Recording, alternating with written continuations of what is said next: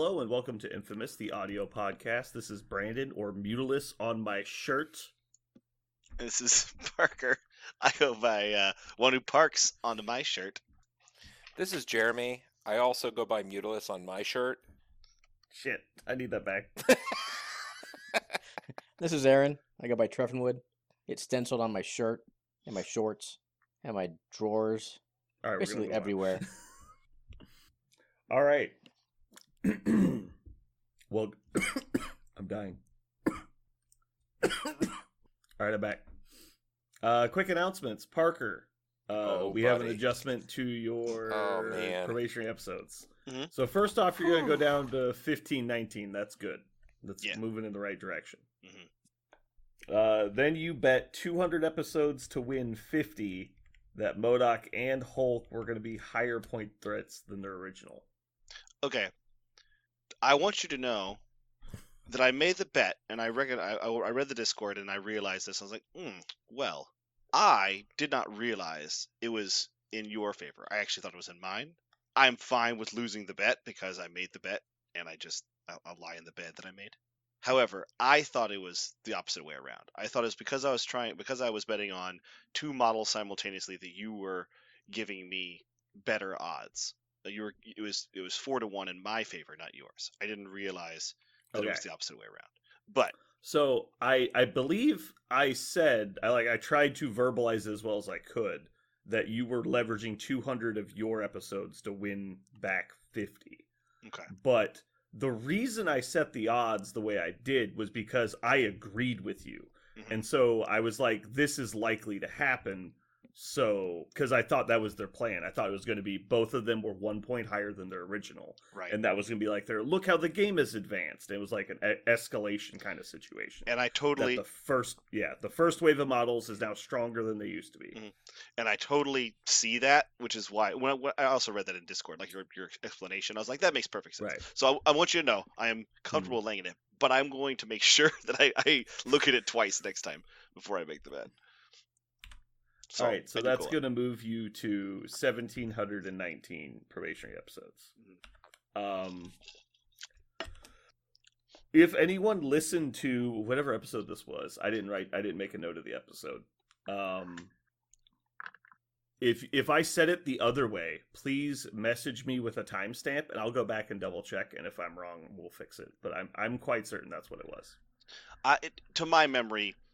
You could have tried to help me understand that, and I just misunderstood. I think, to my memory, because I remember you agreed with me that it was highly likely. Right, which is like I'm basically betting against myself, right? Right. And so anyone who's like, "Yeah, I think the sun's going to come up tomorrow," it's like, well, "You want to bet on it?" You're like, "Not really," because I feel like I lose both ways. All right. Next up, let's see. We got 3 more bets in the pipe for Parker. We've got, this is a scary one. So I bet 200 of your episodes for you to win 1,200 that Bishop and Shadowcat would be in a box and Shaw and Celine would be in a box. So I feel like that was right after Emma got spoiled with Psylocke. And I was really sure about this. Could I do one thing to this? I'm looking at the notes. Just to spell her name right, so it doesn't come up. Oh, weird. No. Now I'm going to change the math. Now it's just be an even bet. Yes, you corrected my spelling. To be fair, your spelling of Celine is another kind of Celine, just not the Celine from the comics. Yeah, I know. I right-clicked it and made it Celine because I spelled it horribly wrong the first time. Yeah. And so it came up as that. All right, so as long as those two characters come in boxes together, Parker wins 1,200 episodes, which would reduce his total to 519. Mm-hmm. And if he loses, he goes to 1919. Mm-hmm. And then Parker bet 200 episodes that Shocker cannot apply the shock condition. Mm-hmm. That seems like an auto loss bet, but you know what? Parker's the better here. And then the final one is it's just hard to say that out loud. Like, that seems so ignorant. I am so confident. Okay, I want John, please message me when you hear this. Parker bet 200 episodes that Shocker will not be able to shock people. I don't think he doesn't have electricity powers. I think Elektra will shock people. That's what I think will happen. What is this power? What? What is his power if not shocking people? It's force beams. It's like repulsor things. He doesn't. He's called the Shocker, but he doesn't have electrical powers. It's not electric. I mean, Why does he wear a quilt? his fists are electrical, like they're run on electricity. But I don't think they're electrical in any way. He doesn't shoot lightning bolts. He shoots blasts. I'm in I Parker's would corner. literally like spit take if he can't. So I think Parker's got a leg to stand on here because ever since they released Colossus, Mhm. do you know what his X Slam doesn't do? Slam. Slam. So they could absolutely release Shocker You- and not shock. You know what effect is not in this game? Slam. A slam should be a push or a throw. Instead, it is neither. I'm not going to argue against that. Exactly. How about this? Why is Cyclops' beam attack energy if it's just kinetic force? I'm not thought it saying was it makes physical. sense. Okay, all right. I think they, just for the name, like, they're going to do it, even if it doesn't make sense. But I actually do think it makes sense, because I feel like his attacks do disrupt people. Like, they're stunning, you might even say. I could see them stun. I don't Okay, think they'll all apply. right. Well, anyway, I feel like we're getting bogged down in the weeds. But yeah, let's keep going. Let's keep going. All right. So Parker's last bet was the next Captain America, which he did not specify the identity, the alter ego, just that it is a Captain America, would not be in the Avengers affiliation. He bet 50 episodes on that. All right. Parker, what's next? We got some news. News. Hey, First down news. Yes. News.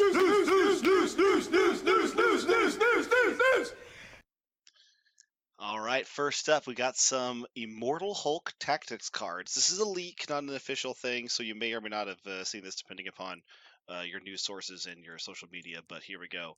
The first one is called One Below All, in reference to the Immortal Hulk series. The One Below All is the cosmic entity that it's not really defined throughout the entire series, but it is this entity that is entropy functionally. It's the personification of the concept that eventually all things are destroyed and there is nothing left. The opposite of matter, kind of. And Hulk is kind of like his avatar, more or less. He's not giving him power, but he's counting on Hulk to eventually just smash everything, if that matters. It's an unaffiliated card. It's active. During the Immortal Hulk's turn, he can spend 2 power to play it. If Hulk has an immortality token, he immediately removes up to 2 special conditions from himself. If he does not have an immortality token, he can place himself within 2 of its current position. So for 2 power, depending upon the point of the game, it's a flexible card, either special effects, special conditions, or placement. I'm curious what you guys think about this. At first, I was like, this card is trash. Why would anybody ever play it? The more I think about it, I think it actually has a little bit of game. I know what I thought about it. With a model like this one, he does technically Daze token, right? He does Daze token, which means he will shake conditions. But on his Does he? backside... No, it happens before the normal undazing process, I think. Oh, But does I think it? it says Does he keep in tokens? I think it says in his ability though that he shakes Ooh. tokens. Because that would More- matter. That was the first thing Oh, I thought. I'm checking. Is does he actually shake the tokens? I thought he does. All special conditions. So when he gets the days token at the end of the turn, he'll shake the conditions. Okay. So, this just gives him the chance to remove conditions again, but he already gets one. That's one of the things about Hulk's. After playing She-Hulk a lot, I've just noticed that she kind of has conditions most of the game. She just kind of has them stuck to her. So the ability to remove some conditions would be really nice. But Well, for example, He let's does say you go once. to activate him when he's got the immortality token. You shake Stagger and Yes. Judgment. That seems very good. Stagger, But- Stagger is a really big deal. Yeah. But I feel like getting staggered when you're already on the injured side, basically, it seems less than likely, but it's possible. Yeah. The big thing for me is possibly removing Judgment. That's the big one. Placing himself within 2 is just something he does anyway for 3, so he's doing it for 2, but that means he could do it twice, once with this and then Mhm. once with the other. So he could move very far earlier in the game. Or for cheaper if he wanted to pick up an extract or something like that. Yeah, I don't know. I feel like it's the worst combination of effects. You want it to be the opposite, where if he doesn't have the token, he can place 2. Sorry, if he does have the token, he can place 2, and if he doesn't, then he removes conditions. I feel like it's the opposite of what you want. So I think this card will be useful in about 80% of the games you play Immortal Hulk in. I agree with you. It would be better if it was reversed, but the fact that it's not doesn't mean it's useless. Like you True. could have some debilitating effects on your backside. You're like, nope, I am no longer shocked and staggered, or whatever the case may be, which is baller. Or on your front side, the ability to double place and double attack and throw, with his builders having a built-in wild throw. I mean, could be super key. I would absolutely pay 2 to be able to get an extra range 2 place at the right moment. So I think this card will be in every Immortal Hulk roster for the first month, and then it might slip out of some, but I still think it's pretty good. I rated it a 7. I mean, climbing gear got taken out of the game, and it's basically a climbing gear, right? I mean, But it's on a model that already has movement, right? Like you took climbing gear for the characters that didn't have movement, like Magneto. But there's sometimes Go ahead. I just feel like this is gonna get left on the floor. I could see it making a lot of 10s, but if we're assuming you're taking patch up, gamma drain, and like 2 affiliated cards, like I just don't feel like there's space for this. Because if we look at most lists have 2 affiliated cards and they're 2 restricteds, and then you're 1 like alternate. And I feel like this isn't going to make that cut very often. I just think if you got 7 points invested in a model, and you can take a card to allow that model to get an extra attack or a throw, I think I'm with you. Maybe a little higher on it than you are, but I don't think it's breaking. I just think I don't know. I think it'll see some table play. I feel like no matter the cost is better in that slot for just playing Immortal Hulk. Like being able to do his big attack for 2 power and not really caring that he takes damage for it. I think that feels better than this. I don't think the card's bad. I think you're right. I think it has some play. I just think tactics slots in squads are just too competitive right now. Fair enough. Speaking of tactics, we don't want to know about his other card? Nope. I do. I overrule you. Oh. Okay. The second card, Brandon actually mentioned it, is Gamma Drain. It's also unaffiliated. Immortal Hulk can play it. He chooses a character within 2 of him and places a Gamma Drain token on that character. He actually places it down on the character on a specific power, either active or reactive superpower. When this superpower marked with a Gamma Drain token is used, Immortal Hulk gains power equal to the power spent using it. So if you obviously, to get more value out of it, you would want to put it on a power that gets used multiple times over a turn or a round, or something that costs an extraordinary amount. So you could do something like Binary Form, even though it only played once, it costs 4. Or you could put it on something like Magneto's Refraction superpower. So every single time Magneto spends 2 to put up his shield, he's automatically giving 2 to Hulk. So I'll ask what you guys think of this. Go ahead. It's a powerful effect, but again, I don't think he needs it. It's interesting though. Without having played the model yet and not having seen all the permutations of his abilities, it's hard to say for sure. But I feel like this card is hugely overrated. I feel like it's just okay. I'm actually going to agree with you on this one. I think the situations are niche where you'll use it. Your opponent's going to know that. Like, oh, look at that. There's my Magneto. What if I don't run him towards your Immortal Hulk? Oh, you're going to double move hop next to me just to play this card? Like, that's a horrible fucking activation. I think. If it was just play at the start of the game, it'd be more annoying. But even still, like, I think most turns we're just assuming that he's going to have 10 power anyway after the game gets rolling. But clearly we'll need to see what this guy looks like on the table. But I'm with you. I think I want to be able to get use out of my card every time I play it. Like, they're important. And this card is going to have games where it's super great because you put this on Magneto turn 2, and there'll be other games when you're like, there's no good model to put this on. Then what's it doing in your roster? So, Jeremy, what do you think? I'm just trying to imagine a world where this matters that much. Aside from being able to do his spender without actually doing a builder to gain power, it's kind of cool. But what model that's standing next to Immortal Hulk is going to be alive that long? Like being within 2 and doing things. I just don't know.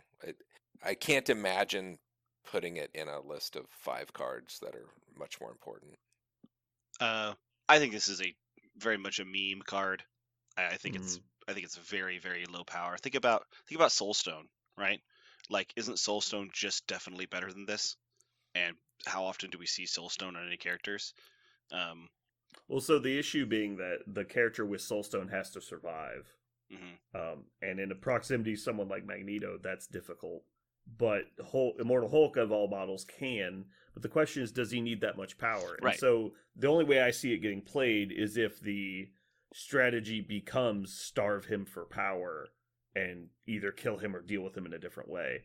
Then this card becomes very good, right? Like what happens when your opponent brings two models that judge you, and now you're like, or have power drain or something like that, and you're like, oh.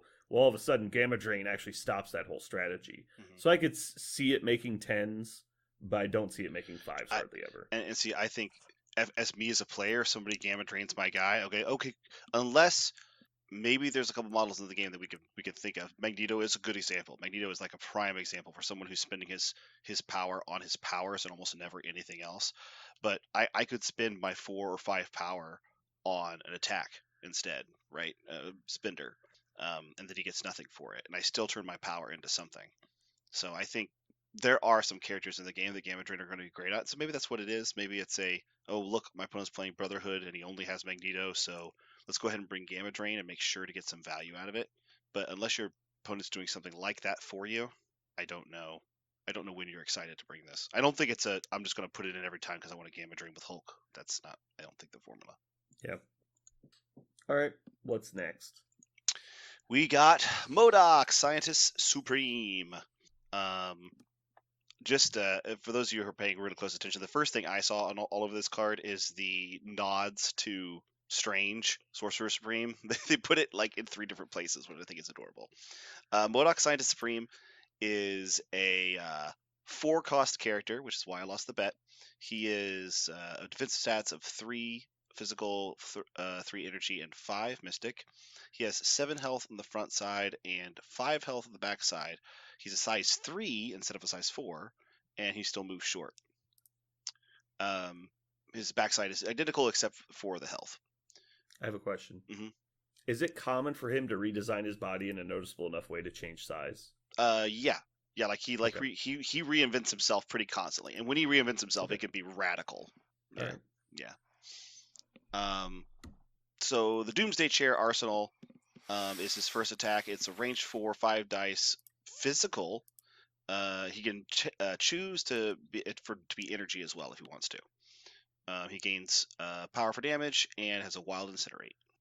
He also has a mystical spender called Psionic Assault. It's range 3 for 4 dice. For power, it gives 7 dice.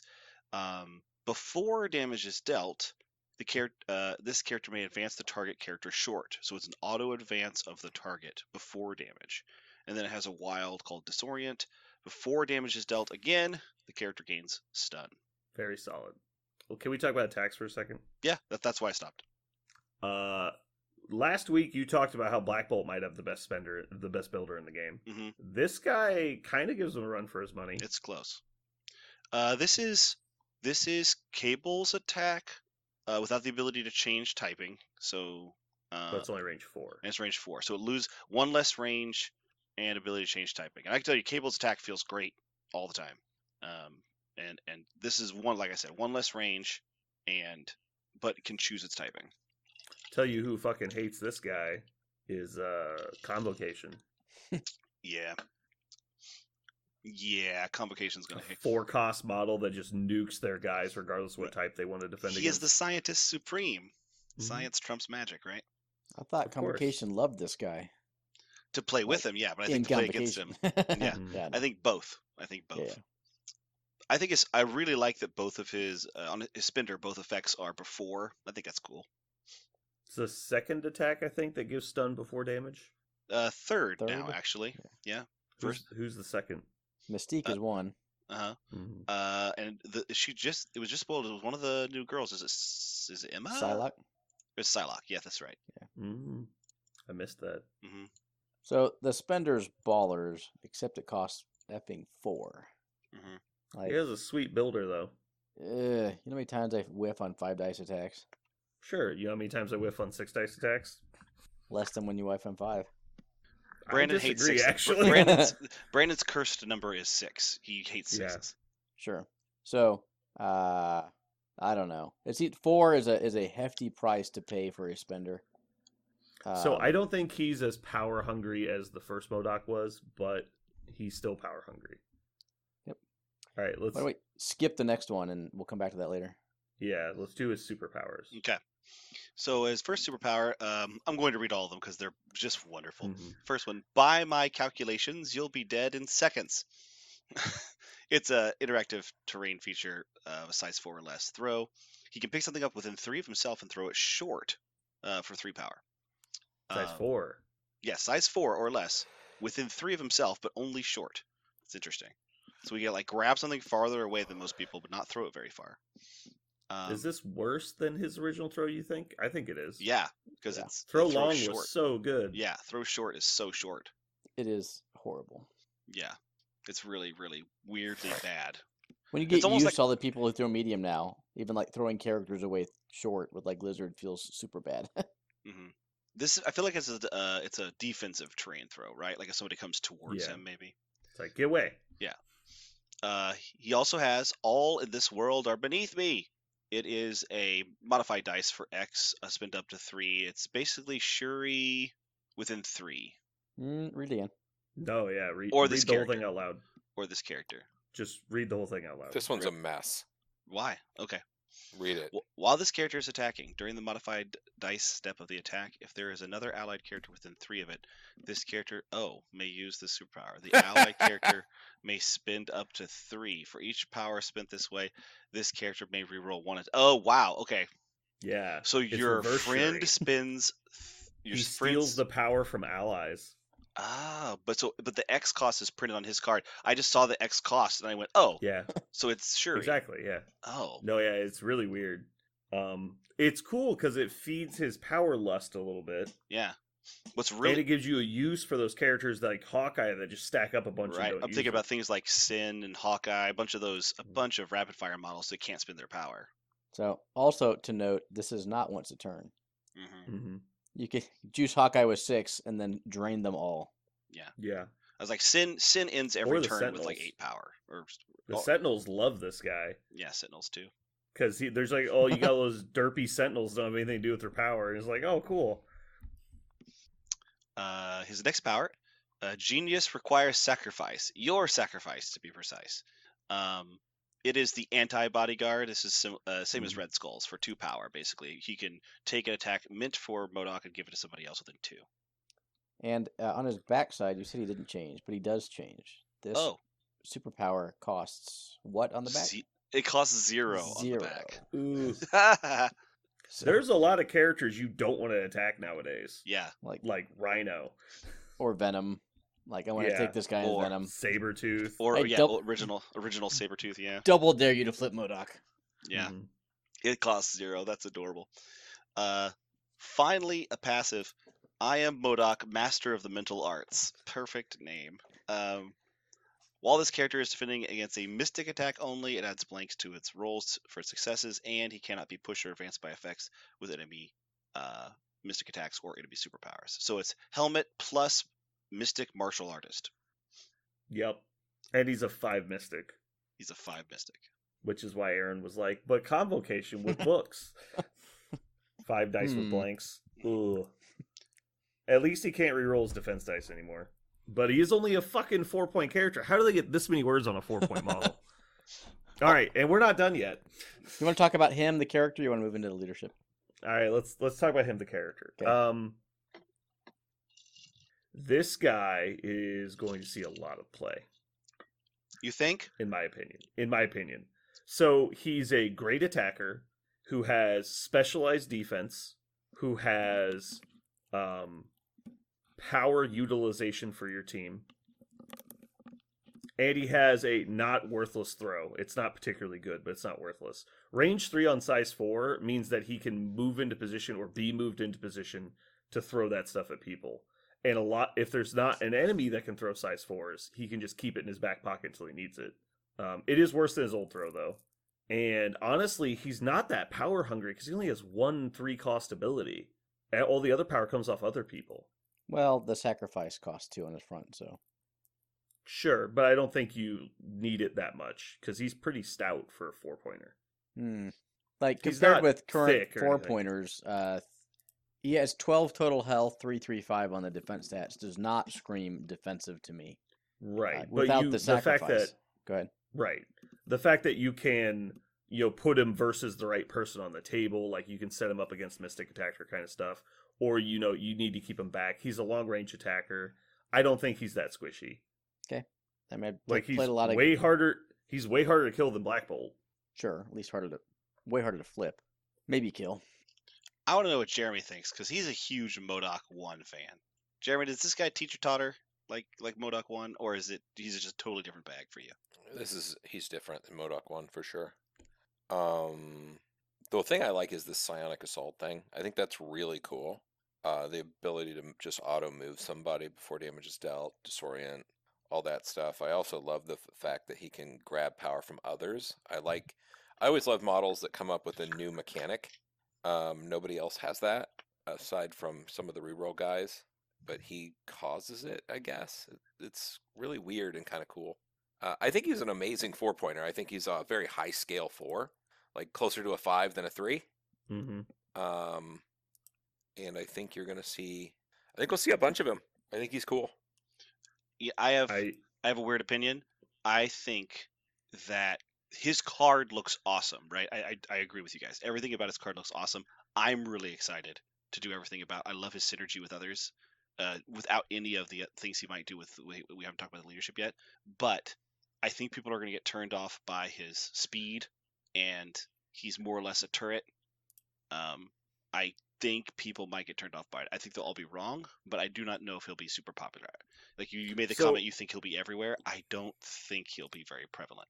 So he's not going to get he's not going to be just shoved in every list like Logan is, or Sabretooth is.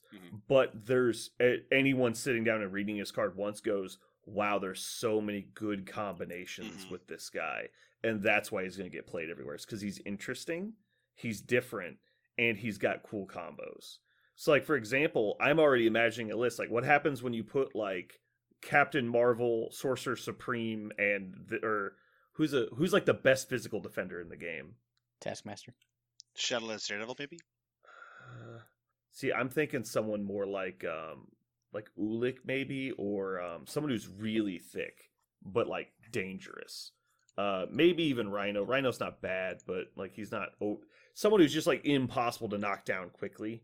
And so you do that, and then you just put them all in a big pile, and then it's like, if you attack MODOK, it goes to whoever just completely cancels that person out. Daredevil's not terrible. Getting blanks on 4 dice is solid. Black Panther, maybe? Black Panther's not bad either. I feel like I'm drawing a blank. There's got to be somebody that's better against physical. I know physical's the most common, but... Carnage. But anyway... Yeah, 5 dice, but I'd rather have DR. But yeah, there's tons of people, right? And you just make a pile of stuff. Ooh, Thanos could be fun. Thanos could place him closer and Death Decree MODOK. That could be fun. So you're actually trying to get MODOK days. If he had that much power, I guess. But I mean, Thanos shines everyone, so... True. But yeah, I'm just trying to think, like, what happens when you just do a big pile? It's like, so now you can't kill MODOK. And you have to, like, try and target everybody else onto the right people. You throw, like, Okoye in the back. It's like 17-point list is, like, Sorcerer Supreme, MODOK. Oh, no, because he's only 4. God. I'm thinking he's still 5. No, I think this guy's going to be really good. I lean a little bit towards Parker. The number one best attribute a model can have in this game is action economy. And he has none. You can mitigate that. With everything you're talking about. But at the end of the day, when Hulk walks up and throws him medium, that's just a sad Panda MODOK. Just like the original, right? I mean, you can control these people pretty well. Yeah. Now, everything you said, Brandon, is also very accurate, I think. I think this is a model that synergizes better. Like, there are some models that just do their thing, like X-23. Like, it doesn't matter. She's on a flank. She's in the middle. Other than... Mordo gives everyone dice, blah, blah, blah. But she's kind of self-sufficient. I think this guy will shine with certain synergies, like you were talking about. Making sure you always have a high physical attacker or defender. or even just a better. Doesn't have to be high. Yeah. Whether it's Venom or Luke Cage or I don't care. Pick your model that's kind of sitting with him. You can synergize him, and he'll be better than let's call it a normal 4, right? So he will get better than another 4 will get due to the synergies a list can create with him in it. Yeah. So it's a long way of saying you're both right. How do you? I don't even know how you attack this guy if he's in convocation. Like that turn just feels so bad. Well, Magic has something similar, but she doesn't have 5 dice. This could be really good. Well, she doesn't get blank. She has the. No, she gets blank. Does she? Did I just always read that wrong? Yeah, that's why she's so strong on the book's turn. But she only has 3 dice, but she does get blanks for mystic attacks. As we were reading his attack, which is she does not get blanks. She just has the pierce thing. For each wild, she cancels a defender. She does not get blanks. Oh, yeah, I'm sorry. You're right. I'm sorry. I'm thinking of energy absorption. Yeah. You're right. Sorry. She does not get blanks.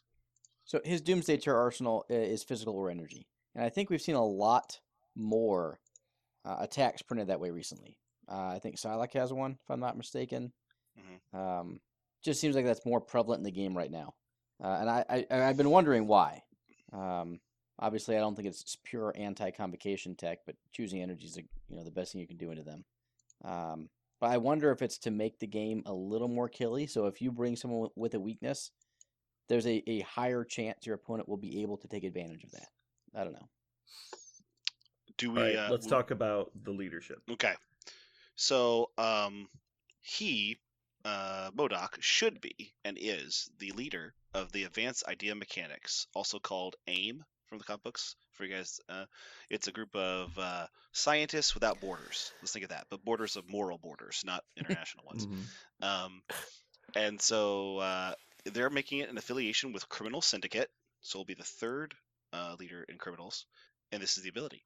Once per turn, when an allied character is attacking or defending, if it is holding or contesting an objective token and has 1 or more wild results in its roll, it may change one of its dice to hit or block. So, in layman's terms, if you are contesting something and you get a wild, any wild, you will also get an extra hit or block if you have a dice that can be changed. Gambit's playable. I'm just glad they made X-23 good. Spend 1 power, get 2 hits. Seems good. Yeah. You think X-23 is good for this? Yeah. Well, anybody who has a reroll is, gets a little bit better. A reroll and Pierce? I think he's saying because of the Pierce, yeah. It's so stupid. Lots of people have wild Pierce, but yeah. With the reroll as well. I'm just saying, her output is just ridiculous. I mean, by that justification, Logan is also terrifying. Correct. Except the problem with Logan is that he places afterward. So the question is, can you get X-23 a token? Because she's likely not going to be on the point with the person very long. But yeah, this is an interesting leadership because it's obviously completely dice dependent, but is scary. The fact that it doesn't give a reroll, it just makes it a thing. That's a big deal. It's going to lead to very spiky dice. That's what I was going to say. It increases your spikes. You could have games that just your characters just feel untoppable. Because that's how you win battles is spikes. Like if we both roll average, it's very boring and slow. You're going for the time that you spike high, they spike low, and then all of a sudden somebody dies. It is once per turn. That's something. You can't do it twice, but you may not get the opportunity. Right? You don't don't roll a wild on your first one. And the second one is the opportunity to do it. Yeah. So I could definitely go ahead. I actually don't like the leadership. I had Perrin read this card to me because I heard the dings as we were playing the game. It's just the first time that I have never actually read a card myself. So I was listening to it, and he said leadership, and I was like, really? He was like, yeah, Crimson. I was like, no way! Right? You were really excited. I was like, holy shit. I'm a primarily Crimson player, so I was like, sweet. And then I read the leadership, and I was like, okay. And then the more I thought about it, the more I am not in love with it. I'm sure I'll actually play the guy and test him out and have some fun. But everything you guys said is what went through my head. It is going to be a win more or feels bad leadership. Like every time you're blocking 2 or 0. That's not completely true, but effectively you either block a minimum of 2, right? Or if you didn't get the wild, no more than you did before. Like, okay, I prefer a curve flattening leadership or something that I can depend on. This is not Now- curve flat. This is curve exacerbating. Well, but it doesn't. But that's the thing. It only increases the ceiling. It doesn't affect your downturn, and so it gives you the opportunity to have like hero moments, right? Which I think is actually going to translate to winning, as opposed to if like it just said reroll a die. Like, yeah, that technically adds value, but like it doesn't increase. There's sometimes where you won't be able to reroll anything because you have small dice pools or whatever, and you'll have like skulls or too many hits or something. Sure. But There will also be if times you you're- can't use this at all because you're not on, or Exactly. holding an But- objective. So it's a conditional. It's a double conditional leadership. Yes. I am not a huge fan of it. I don't think you can really build around it, with the exception of having people that have dice mods. Like, if you bring enough people that can either re-roll or change their dice in the right situations, it's really strong. Sure. More dice you roll, the higher chance you have of getting at least one wild. Yeah. The funny thing is because Parker was joking about it earlier, I actually think he's really good with both Doctor Stranges, because they can both modify their skulls, and it's not just on their full reroll, it's at all times they can they can mod their skulls. Also, they have the Yahtzee reroll of reroll everything, and one of them can add extra dice to things. And so it's a much easier to hit those things when you're getting multiple attempts at it. Like Sorcerer Supreme throws his basic attack at you. He has 2 5-die rolls to get 1 wild, and if he hits the wild, he's getting an extra hit automatically and applying Pierce. And so it's like, that just does 4 damage, I feel like. Like, it seems like it just does 4 every time. There's some cool guys with this. Imagine, like, to me, I don't want to try to kill Amazing Spider-Man in this Criminal Yeah. Syndicate list. Could you imagine re-rolling? You're functionally rolling 8 dice every time you get attacked, or 6 dice if it's a mystic attack. And as soon as one of them's a wild, you get 2. You're just like, ugh. Because it's so easy for him to get an objective on turn 1 and just have that for the rest of the game. Why are you rolling 8 dice? Because he rolls all of his defense dice. So he rolls 4, and he can roll them twice. So unless he rolls all skulls, he's rolling a lot. And you don't have to pay anything for that. It just has it, and it's so easy for him to get an objective token on turn 1. Amazing Spider-Man feels really good with this guy and this particular leadership ability. To me, defensively. Offensively, it's fine. But So I think the leadership shines on defense. mhm. Like, you're going to get to use this on one of your attacks. You get to use this every turn you are attacked. Right. Right. As much as we think defense dice are shit, you can put that on a shirt. Yeah. I wonder if this doesn't lead you to. I hadn't thought of that, Parker, but stuff that you're thinking about, right? Like, Mhm. if defense dice are really going to reign supreme with this type of leadership, do I take more models who are going to benefit defensively from it? Yeah. It's an interesting line of thought. Other models like Angela, she rolls 4 dice, and you can't mod against her. Now she rolls a wild. She just starts blocking insane number. Another model that picks up a objective token really early in the game. Because I was just trying to mean, think of other someone who's definitely criminal going to have models. objectives. I What's that? mean, Kingpin, good lord. Taskmaster, for that matter, like on the second attack against him, now he's rolling, 5 or 6 dice, and he's getting He can blanks, also- and he's getting a wild. Like, Right, so he's changing a hit to a block instead of a blank to a block because you're getting the blanks also. right, So he might be rolling 5/8 chance of blocks on 5 dice and gaining an extra one on top of it. And then what if he's in cover? Well, I guess he wouldn't be in cover if you had the martial artist, but Mhm. still. Like, that guy might just be a monster to get rid of. yeah, I think defensively is where it's at, and there's some really hard to kill models in this game if you can get him a wild. And I don't think, I'm assuming anyway, I haven't looked, but I assume he cannot play the other MODOK's cards. He cannot play aim lackeys. Yeah, so I'm checking Psychic Fortress. I assume it says MODOK, though. Yep. So... Well, that's okay. We're talking about this guy, and his cards aren't even out yet. So Exactly. I think it's interesting. I don't think it's a strong leadership, but I think it's an interesting leadership. I think it's going to be more valuable than it looks on paper, though. Because, I don't know, it feels just like it's not just that it gives you higher variance, it increases your odds of spiking specifically, because it comes as a group, right? Yep. It's like one thing is dealing 2.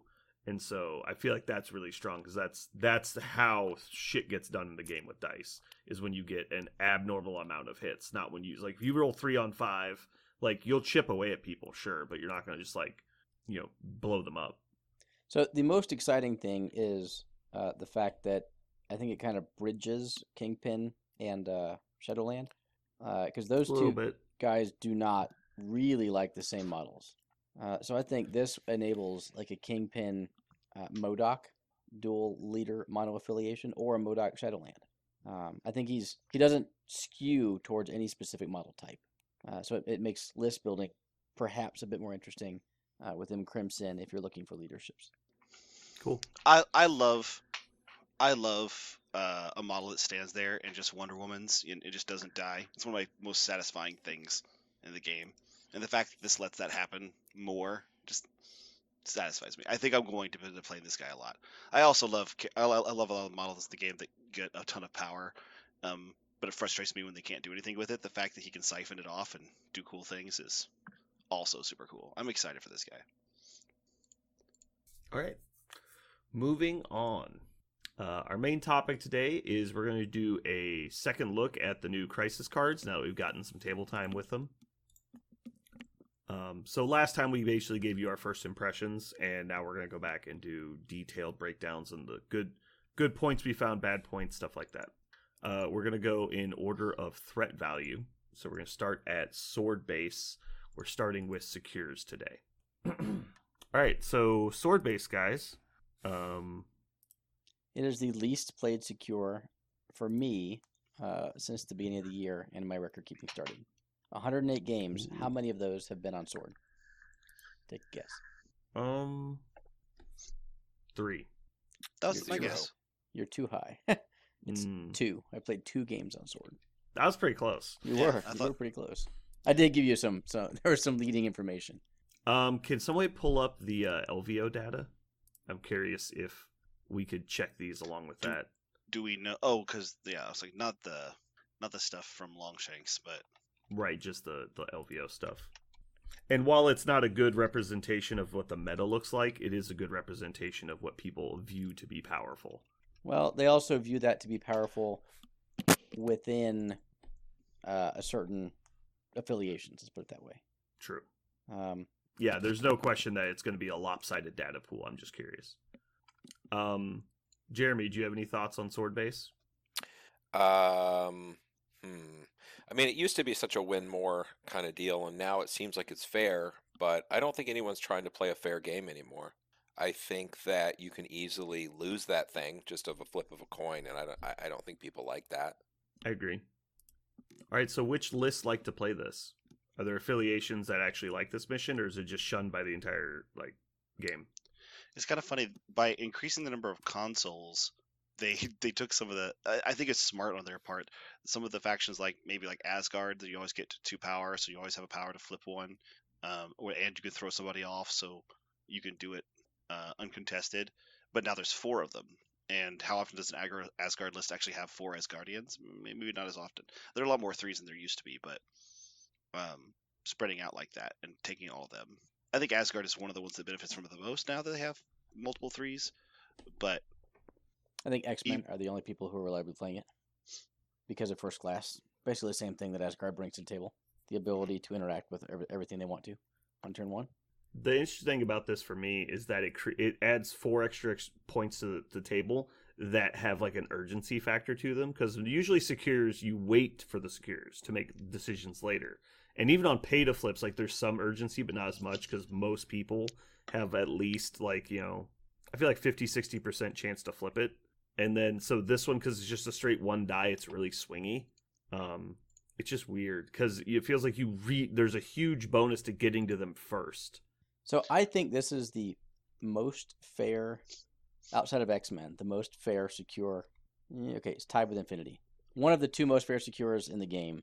The reason I don't think it sees play is because everyone has heard, pay to flip. Unless you're playing X-Men, don't play it. And so people just put it down. Whether they should or shouldn't, an interesting topic. But secondly, just let me finish this real quick. But secondly, it increases RNG. right? So if you're looking, again, to squash the curve down, this does not do this. You can lose this game just because your opponent rolls one die better than you 4 times throughout the game. And that's not a game I really want to play competitively. Now, if I wanted to just throw it out on the table and have a great time at game night, Sword will be on my roster every time, twice on Sunday, because it is a lot of fun. But the RNG makes it scary to play in a competitive sense. Do you feel that the push is relevant? I do. I think it might encourage me to go for that third console to be able to get the push. I just played this recently. My opponent overflipped on one of my back points, and my last was to go overflip him so I wouldn't get pushed. I mean, obviously the victory point's good too, but the push is some extra incentive not to go down 3-1. You say it's fun, but it's no fun when your opponent is like ready for this, and you work really hard, and then Red Skull's Hydra Grunts activate and flip 3 of them, and you're just like, ugh. You're just like, okay, I guess. I haven't seen that too much actual on the tabletop in the 2 games I played. Because you can set these things up like, oh, I can do A, B, C. But the reality of the tabletop is often very different when there's terrain and there's dazed models and there's people blocking everywhere. So this is just a huge effing mosh pit in the middle, man. Yeah, it tends to be, yeah. Yeah, you have to be on the points. It's not like Demons where you don't have to. You're actively punished for not being on them. Yeah. So this is a very much a mosh pit. Anyway. I love the idea that on any pay to flip, if nobody's around, you can get it. I love that idea. So that's great. I think that all pay to flips should actually be that way, because that feels pretty good and what you normally should get, and you don't get fucked. Because sometimes you just feel bad when you don't get them, and you should. But just the fact that there's no bonuses to anything, like you just walk up, flip a coin, you may or may not get it, and you can lose that 4 times in a row, and there's nothing you could have done better about it. Like if you don't have every model throwing a model, like you're just rolling that, and I hate that. I hate that so much. Yeah, I don't think anybody likes pay to flips, because it generally advantages the player who's luckiest. So it feels like you're really putting the game in the hands of RNG. And a lot of players prefer to have it. Their decisions play more of a role. Obviously, if you play sound strategies, you should see some kind of return on that, but maybe not over the course of a single game. So I believe this mission is designed to benefit players who play wider rosters. Absolutely, at least wider than your opponent. Just one wider. That's all you need. Mm-hmm. Do you think it advantages first player? No, not at all. So there's no like I can go take one of yours early on kind of situations? I would love for my opponent to double move to my sword base because that model's dead. Maybe. Okay. Well, if it's a Mortal Hulk. Challenge. Let's do it. So don't be flexing like that, bro. Yeah. I ain't scared of your fucking models. That's how people get hurt. All right. Anything else on sword base before we move on? Yeah, I don't think you'll see it very much, regardless of what you're doing. Definitely. I agree with him. It's definitely one of the least played, and I think that might be a mistake, but we'll see. Moving on, we have Gamma Wave sweeps across Midwest. I would like to say that this mission feels like a complete non-scenario. Every time I played this since the change, it's just been a murder fest. It is in. So I have 4 groupings of secures, and this is in the attrition grouping. If you want to play attrition and you don't mind playing 16, take Gamma. It's 15. Whatever. Some point value. You should be comfortable at all point values. If you move a model up, Aaron will kill you. Do you understand? I already told you that. Yes. Actually, it is very killy. But one thing I'm finding interesting is because the center isn't that precious anymore. I find myself not necessarily getting those points and working on like hucking people out that have activated, so they're all taking random damage and having to move back in. It's kind of they take the collision and then they take an extra for Gamma. It's so much more fun and interesting since the center isn't like that gaining for anyone to take. And then late game it always turns around. Late game's always like, I finally got your back point. Now what? It's just so slow. Like unless you get like a 5 extract, it just doesn't seem relevant. Because even by, let's say, you alternate taking the middle, so you're scoring 1.5 points a round on your secure.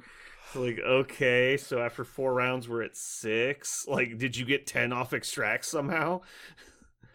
I actually like it because it creates an extract game. Because really, that's where the game shifts into really hard. So I am a control player by heart, but I really appreciate the fact that Gamma exists to counter that play. And by control, I mean just, win by turn 3 or 4. So if you need something to slow the game down to stop teams that are trying to speed it up. So I think it's really good for the game, even though I agree with everything you both just said. I played a lot of Spider Flows lately, and it was fun to play Gamma with a bunch of healing factor models and just go hide in the void. Like, would you like to come over here and fight me while I have 3 of the 4 extracts? And they're like, no. Like, and it's like Venom and somebody else on the middle point. You're just like, fuck this. Like, this is stupid. Yeah, that is pretty cute. There's a lot more healing factor models in the game now that just kind of make it irrelevant. Yeah. Okay. So I don't know if there's anything to say about this. The only thing I was going to say is just expect to see this one a whole lot, because a lot of people start the game playing for attrition, and this one's pretty obviously let's go fight. Yeah. You should expect to see this one a bunch. Have a plan. I see this is what am I trying to say here? This used to be like the narrow scenario with the asterisk of you could easily get outplayed and lose. And I feel like that secondary effect's been removed. Where it used to be like dangerous to play Gamma because they might score 6 on you if you like get behind, or you just have a bad turn where it's like 2 people get dazed on the swing back and you just can't contest anymore. And so with that gone, it just feels obvious. It used to be people wouldn't play this because they only played 3 models. And they're like, I can't not lose on Gamma, so it's not an option. So I feel like this is something you need to have a plan for. Criminal Syndicate still is very, very strong on it. Like, it's scary. Who'd you say? Criminals. Kingpin Criminals. On this? I think so. And it's not anymore, though. Like, how do they win? They go last and send up a 2-point model that's long and just grabs it. I don't think you can win fast enough is the problem. Like, you don't get to 16 before your whole army's dazed. That's possible. I mean, there is extracts, so it depends the the problem. Game, right? Yeah. I concur with you, Brandon. But I like Jeremy's that's first what point. I'm saying. Is it used to feel that way where if you played against criminals on Gamma, you lost because they would just get to 16 by turn 4. And you're just like, what do I do now? It's like nothing. They've already won. They're at like 14 on turn 3. But now it's like, even if they get, because you're not going to give them the back point. So they're going to score 5, and then you're going to take the middle, and then they're going to score 4. And it's like, yeah, it's worth keeping note, but they're not going to, I don't feel like they're going to get there. But it'd be interesting. To Jeremy's point, so Gamma is an attrition-based secure that has some very interesting scenario play on turns 4, 5, and 6. So you're often have a dearth of healthy characters, or potentially characters at all. So all of a sudden, defending your back point becomes extremely important, if not impossible, depending on your game state. And you can leverage a slow scenario loss in the beginning, but an attrition lead into a scenario win, just by having a healthy character to double move, turn 4, etc. So I like the fact that it has a higher scenario potential while encouraging an attrition-based fight, compared to, say, demons or intrusions, which we'll get to later. I feel like intrusions is even still more of a scenario than this, even though it technically has lower scoring, because it encourages you. It forces you to spread out upon the entire middle, as where this, you're only really fighting over the middle one. And both players have a very easy score on the back. But I understand what you're saying. Anyway, yeah. So I think everyone should have a plan for Gamma. I think this is a fairly popular mission right now. Oh, we should probably do that. We should rate them like 1 to 10 on popularity. Throughout the meta? Or just our experiences. Oh, our experience? So, like, I think Sword Base, everyone would agree, is a 1. It's probably the least played mission in the entire game. If not tied for it, like, with maybe Pummel. It is definitely tied for my least favorite secure. All right, well, no one seems interested in rating. No, so. I'm just waiting. I thought everybody else was going to, like, I agree. It's a 1 or a 2 on the first one, and this one I would put as a 8 or a 7, probably. I'm just going to go with 7. I agree with 8. I think if you go to a tournament, you're going to play a game on Gamma. Oh, for often. sure. Yeah. So I would say 8 as well. I would even say 9 for me. I think you're like the fact that you're. I don't. Shut up, She-Hulk. There's only like I will Shut the only fuck up. play. I think I will only play Gamma like until they change it somehow. I feel so Okay. safe and secure playing it. If you move She-Hulk Next. up, Aaron will kill you. One She's round. already dead. One She already round. died. I learned how not to let that happen. I'm just saying, watching a Parker game, I saw She-Hulk die on the first round, and I've never seen that anywhere else. So don't be afraid. When did you see that happen? You don't remember? I feel like we talked about this a lot. That was if we're talking about this last weekend. That was round 2. No. Anyway, moving on. Mayor Fisk vows to find missing witnesses. I think this mission just strictly got better. I agree.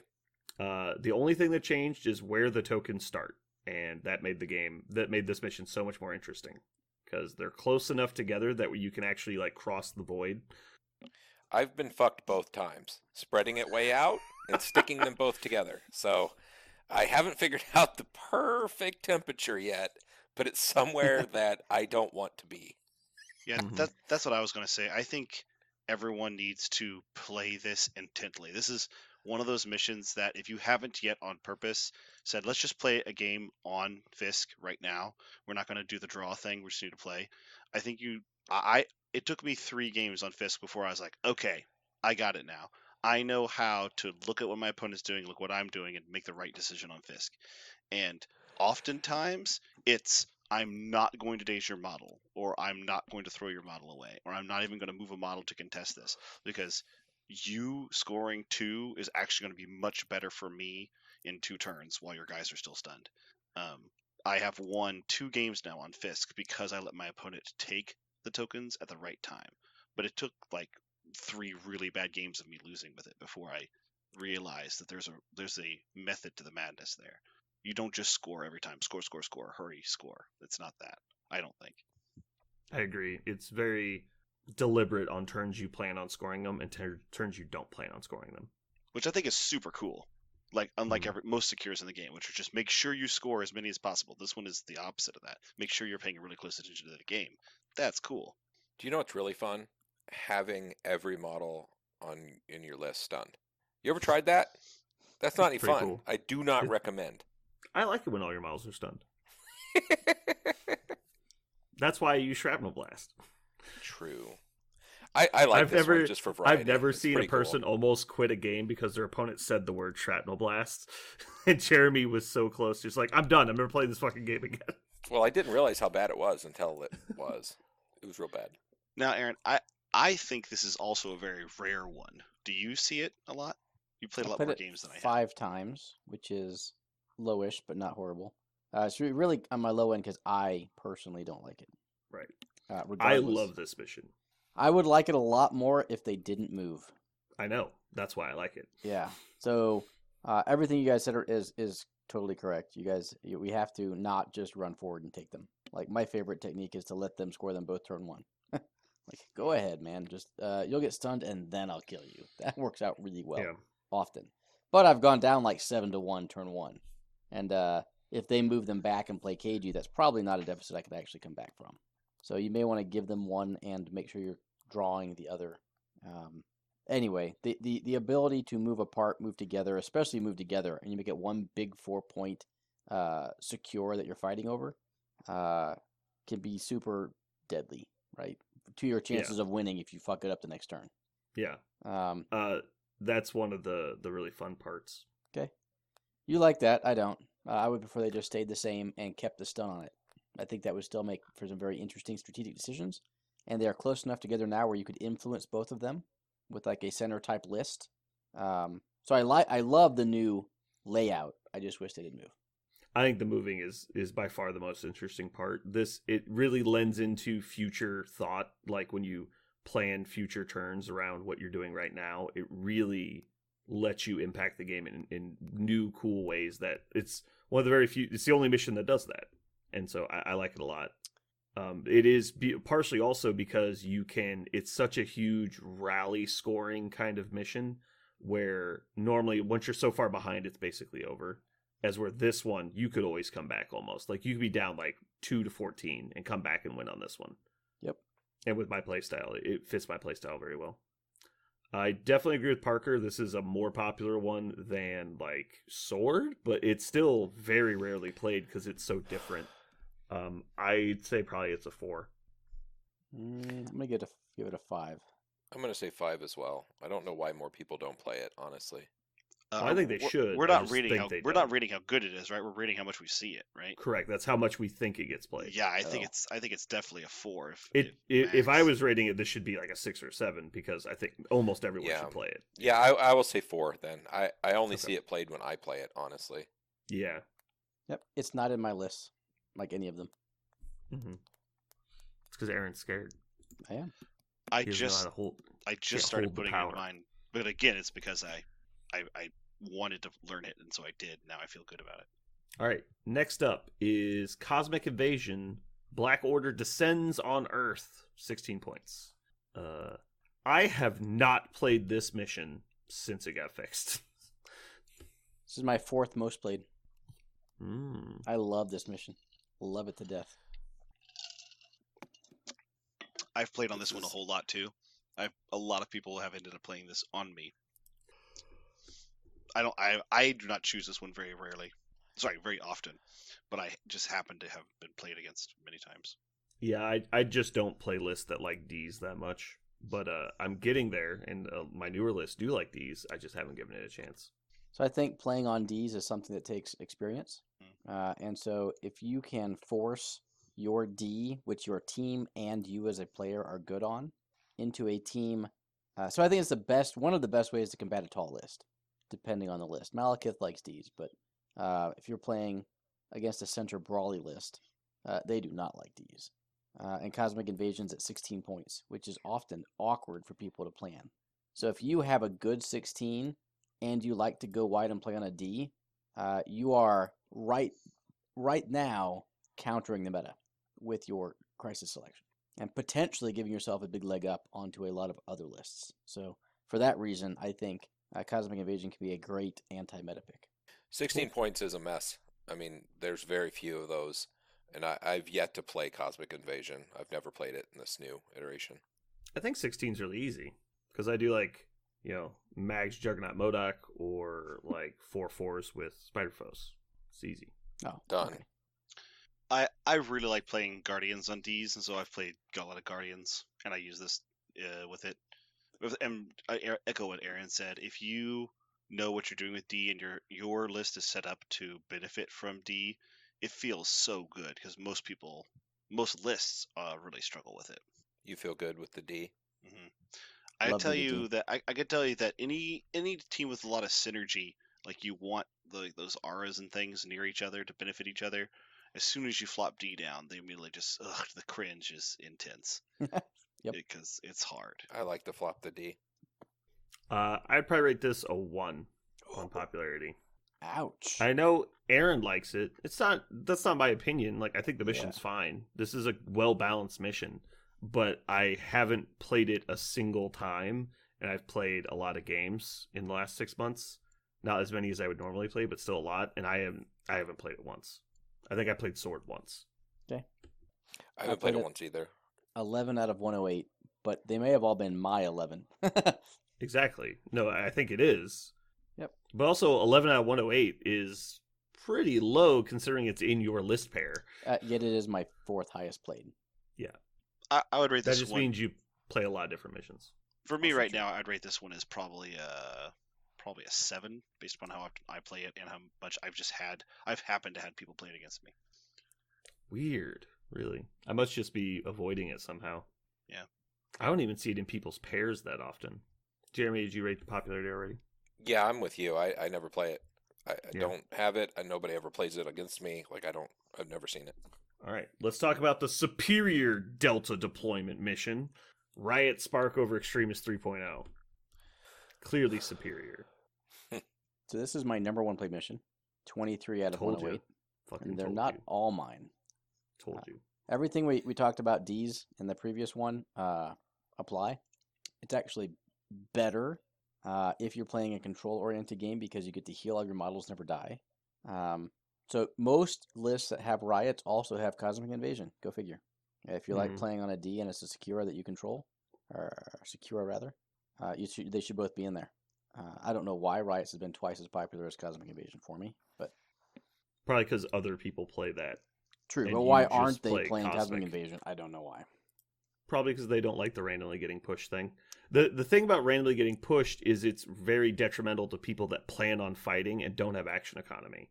And so there's a bunch of 3-pointers that are like, well, if I get pushed off the point, I'm screwed because I lose an action. And so they just don't play it. They'd rather play riots. Sure. I think people are more. I think 17 feels better for a lot of folks. It's a box number, It's got a better mouthfeel. you know. Yeah, I agree with that. People plan for 17. Hmm. Actually, 16 Go ahead. 16 feels like it's getting better because there's so many better 4-pointers nowadays than there used to be. Do you play 4/4s though?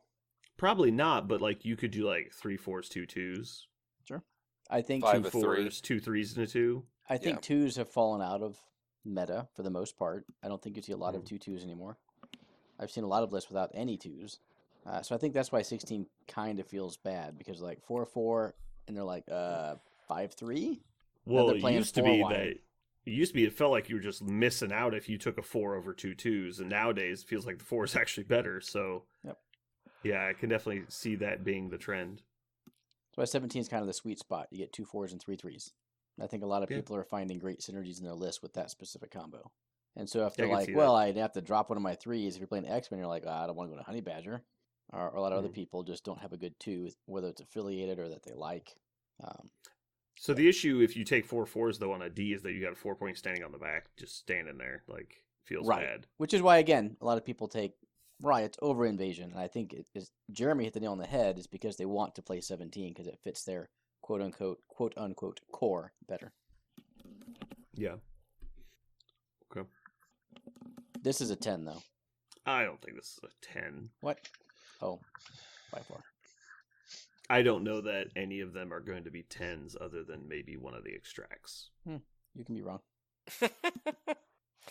I would say probably an 8 or a 9, maybe a 10. I've seen it a lot, and I don't use it, so it's I out there. definitely see this way less than Gamma. I'd probably say 7 or 8 though. It is fairly common. I was gonna say 8, just because it's kind of generic, and a lot of people just kind of gravitate towards it because it it doesn't do anything very swingy. It's reliable. I don't like the effect, the extremist effect, the healing thing, and it's because I forget it and my opponent doesn't. I always make him mad. You see, Parker, some people just have trouble grasping like a mental picture of how this mission's supposed to work and like understanding all the implications of like using an interactability. The thing about this is I know perfectly well how to play D, and so I play D perfectly fine. But for some reason, I just never spend my power to heal one. I just don't remember to do it. It's like I'm Aaron playing an affiliation. I don't remember that I have one. And You it's don't the need same it. thing. Yeah. That's the Well, thing. if they You don't wanted need me to it. use my abilities, they'd print them on tactics cards that I don't have in my list. I've started playing a new affiliation and have remembered the leadership twice in 2 games There you go. See? out Look of at like 12 triggers. So I want to tell you you're wrong and shut the fuck up, that. but I can't. Everyone's very proud of you. Good job on the I'm- 2. Those numbers are way up. That's like Yeah. that's profitable numbers. That's right there. 200%. That's 200% more than with Asgard. this time. I know I you am played. I am you 0 and went- 2, so there might be a correlation there. You've went entire games, series of games, where you're like, I've never used the leadership yet. This is why people go on the internet and post like, "Man, Sam is so bad as a leader." And they're like, "Well, how many times did you trigger his leadership?" It's like, "Well, none." But like, I feel like there should be like it should be more intuitive. That way, I would remember like what is happening. Yeah. All right. So next mission, we good? Yeah. Mhm. Infinity Formula goes missing. 17. This mission is trash. Not really. I don't really care. I have zero opinions on this mission. I think it should be better, but every time I play it, I'm like, this mission sucks. So yeah, I think I don't like giving everybody power. Like, I feel like everyone always has a better plan than I do for their power, so I feel like I'm just handing them a win.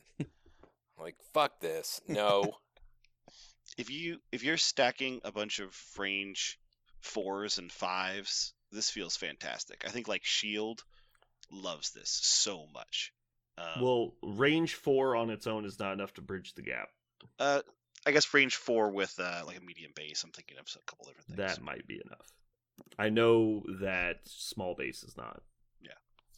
But, so how many range 4 medium base models do you play in your Shield list? at least one that loves the One. power. The Goblin. The Goblin is one. Nick Fury Senior. Nick Fury Senior. Okay. All right. So you like Howling Commandos are on one side or the same side with Bucky, and it just feels really punishing because then you send somebody to the other side, of course, and when you're sending something to your opponents on that side, if they attack them, then Bucky and the Howling Commandos get to wail on you even more, and you always have the power to do it. It turns on a lot of stuff that needs 3 power, like Bucky on turn 2. Feels real good on anybody who just wants to sit there and accrue a lot of power with higher ranged attackers. I think it feels terrible if you don't have a charge or a range 5 or 4 attack. I think that this and Sword are the two most fair secures. Like, I don't think there's any particular affiliation that loves Infinity, and I don't think there's anyone that really hates it. You can play wide, you can play tall. It doesn't really matter. You can bring about anyone to the table, and not looking at your opponent flops Infinity, and you're not like, oh shit, I'm fucked. You're like, okay, whatever. It's very neutral. I think it was the number 1 taken secured LVO, but it is my 3rd least played, which is really weird. Yeah, I don't play it hardly at all. I wonder if that was something due to the people trying to counter X-Men or something weird. Yeah, I don't know. So I have those secures divided in, like I said, 3 groups. One is the control group, the attrition group, and the X-Men group. And Infinity the X-Men group. Yeah, the pay to flips really. Yeah. And then Infinity's in a 4th group. Like, Control would rather play Riots, Scoundrels, or Cosmic Invasion, and Attrition wants to play Demons, Intrusions, Fisk, or Gamma. Like, neither of those 2 lists wants Infinity more than one of the other 2, or the other groups. So for me, like, I played Attrition and Control groups. That's why it's 3rd least played for me. It has not made any single list I've made, because I've always liked something else more. So what's the group? You haven't named this group. The 4th one that Infinity lives in? Yeah, it's the Infinity group. I'll figure it out later. Okay. I don't know. Okay. To me, I think it's a gimmicky thing. I think it's something that you're like, in my personal opinion, I take it when I'm planning on do something with 3 power on my 2nd turn to turn something on and make sure it's dangerous. There are a couple lists that benefit from that specifically. I think maybe Hydra with under Red Skull, so you're getting +2 power on turn 2, so you're getting lots of weird things turned on. Or I think there's a good. Or like I said, Shield. I think Shield really likes this. It turns on Nick on turn 2 without any help, so he can do Eye in the Sky. It turns on Howling Commandos. It turns on Bucky. Well, I guess Howling Commandos were already on, but the point is, I think Shield loves this. I think if you're playing Shield and you don't have this, you got to have a real good reason in your roster to do so. I think there are affiliations that like this. I think the affiliations are just not good. So, like Web Warriors, for example, I think really like this mission. Mm-hmm. It spreads everybody out enough to where it's really hard to target people. They're positioning defensively, but also increases the power for superpowers. So yeah, I think Web Warriors would like this a lot. I concur. I actually think Avengers like this a decent amount. The problem is that you have to separate, but they again have when you can pump even more power through their leadership seems good. Or you could do it with Sam. I think Sam doesn't mind this either. Spreading out. Sam likes Infinity, yeah. Yeah. I think he likes Riots more, but yeah. Right. Anyway, I would give this probably a 2. Oh, really? I've played against. I mean, I again have not played this mission once, so I've played on this a bunch. I would give this a 5. I feel like it happens very rarely. I had a 5 as well. 5. Okay. So again, this is just a blind spot for me. That's weird. Yeah. Next up, we have Deadly Meteors Mutate Civilians 17. Fuck this mission. Why? Pay to flip should be banned, and anyone who plays first class should be banned. I think people really should look at meteors again. This Okay. is, in my opinion, the most maligned secure. Like, you just maligned the hell out of it. Unjustly. Yes. No. No, I So, don't think no. you understand what Meteors does. it does not. It's definitely not the worst. I'm just being hyperbole. Like this Sure. this mission is probably fine. I just hate that it gets abused in a gimmick and it's just boring.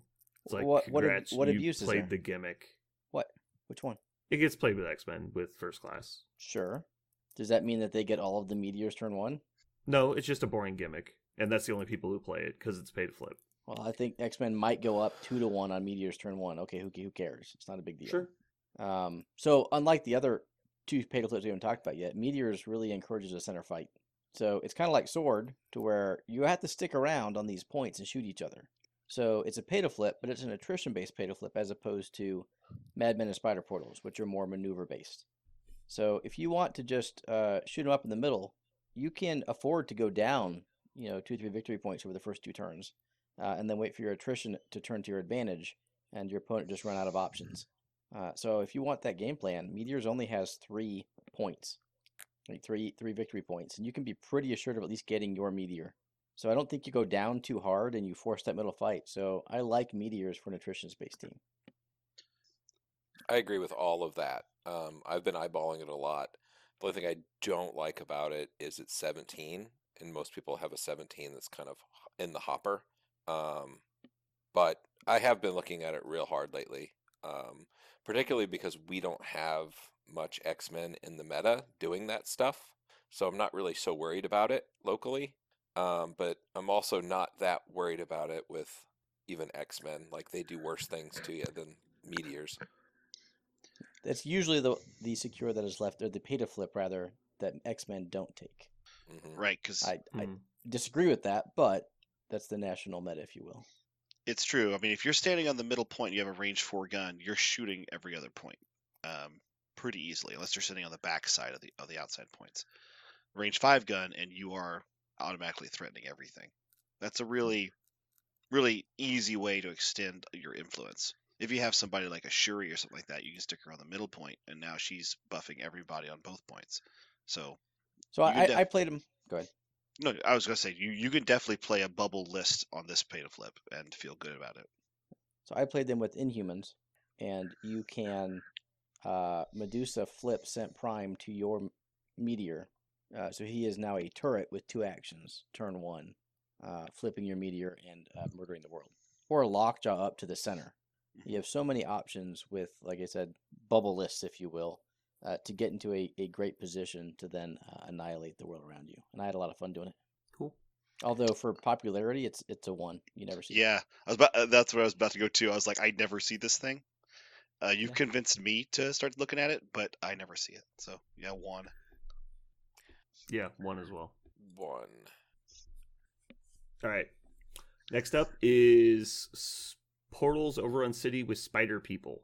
Everything I said about the last mission times 10 on this one.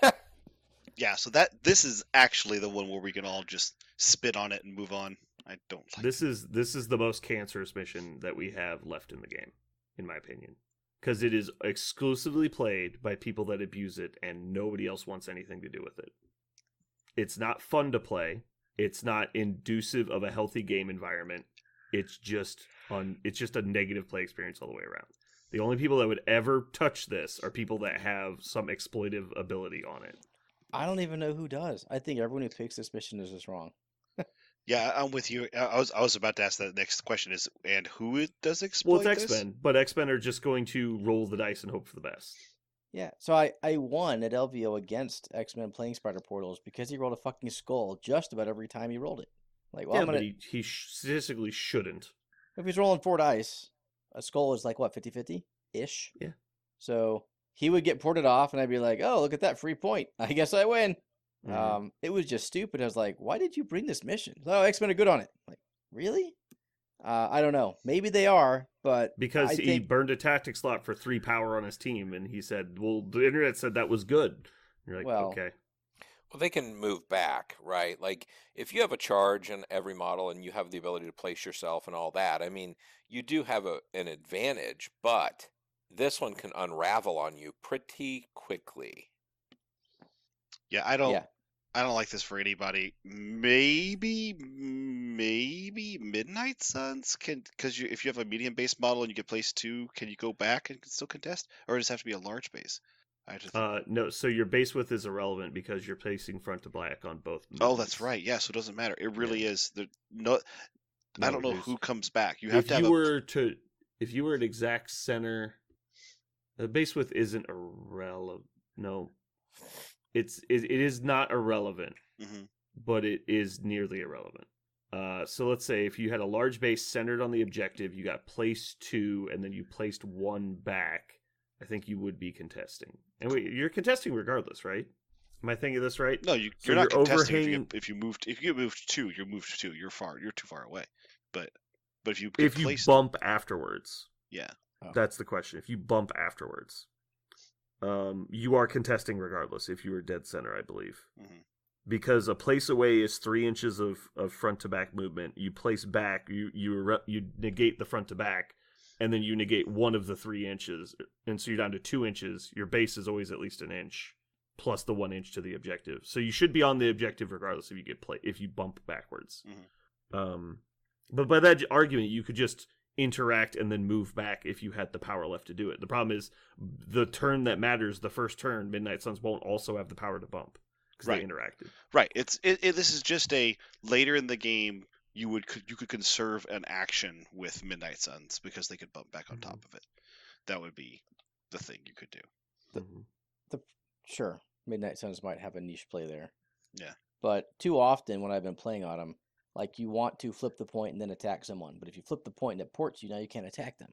But maybe your attack has a place on it, like Rhino or Beast, and now if you attack, you can't flip the point.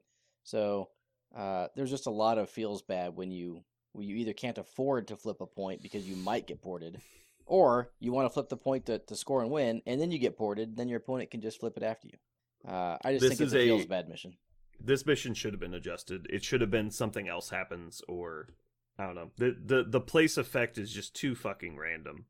Because it's not there's no such thing as like rolling what you want, because you need hits, but you also need to not get a skull. The people that are better at rolling are actually worse at rolling because they get more skulls. It's just a nightmare. It's just an RNG fucking slugfest where every time you let go of the dice, you go, is this going to be the roll that loses me the game? I agree with you. I think the only proper strategy on this mission is to bring 3 people that can steal objectives and hope that you can just win on extracts. I was going to say the one thing I can think is, can you just have lots of bodies so you just have more opportunities to try, or another guy to sit on top of it so they can't auto steal. But that's So the thing I is, want- anybody once they can put always 3 just roll people on on it, no one matter how many point. people they have on it. Yeah. Right. I put 3 people on one point one time, never once made a roll, and one person held it against me the entire game. hmm Because when I dazed him, I just failed all 3 rolls. And I was like, sweet, this was super worth a 10-point investment to try and take this fucking side flank point. Yep. I'm with you guys. I was trying to find something, but I couldn't. It's just the devil. There is no advocacy. It's just the devil. Yeah. You get 0 decisions, and you just watch the game unravel in front of you sometimes, and no ability to change anything. If it was just when there was no one there, you didn't roll, I'm fine with this mission. hmm Because you could clear it, take it, and not get placed off. Correct. That It's was like, that'd be my, fine. my total point earlier. Yeah. Exactly. No, this mission is bad. It's poorly designed. I understand that you can argue it's designed that way on purpose, but that's just bad game design regardless, because there's no ability for you to make any decisions involving this mission other than don't play it. You But heard it here in because Infamous. Just don't play it. The most popular affiliation has a card that interacts with it. You have to fucking suffer through it endlessly. So stupid. Has it Anyway. affected you recently? No, I haven't played this mission in a long time, but it's just a trash mission. Like, it doesn't need to be updated to still be trash. I'm putting Alright, it in my moving on. list. Fine. And you'll get more frustrated than I will about it. I'm not going to get frustrated about it. I just don't enjoy playing it. It's a bad mission. I don't like, but yeah, I don't play it. But So I'm going to give it a 7 out of 10 because that many people are fucking stupid. I don't know.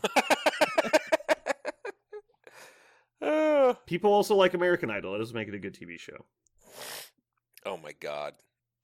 I Are you guys have gonna played give it quite a numbers bit. so we can move on? It's Yeah, a 3. It's a 3 in popularity. Really? I'm like a It's 5. the number one mission selected by the number one affiliation. I don't see how it's a 3. But selected by no one else. Yeah, they're a third of the meta. Haven't you read? Oh, sorry, I haven't. All right, Parker, where you at?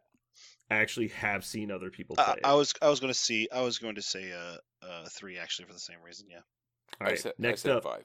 Good. Next up is Madman turned City Center into Lethal Amusement Park. Oh, did they get rid of Center? They did. They added the name of the mission. Huh.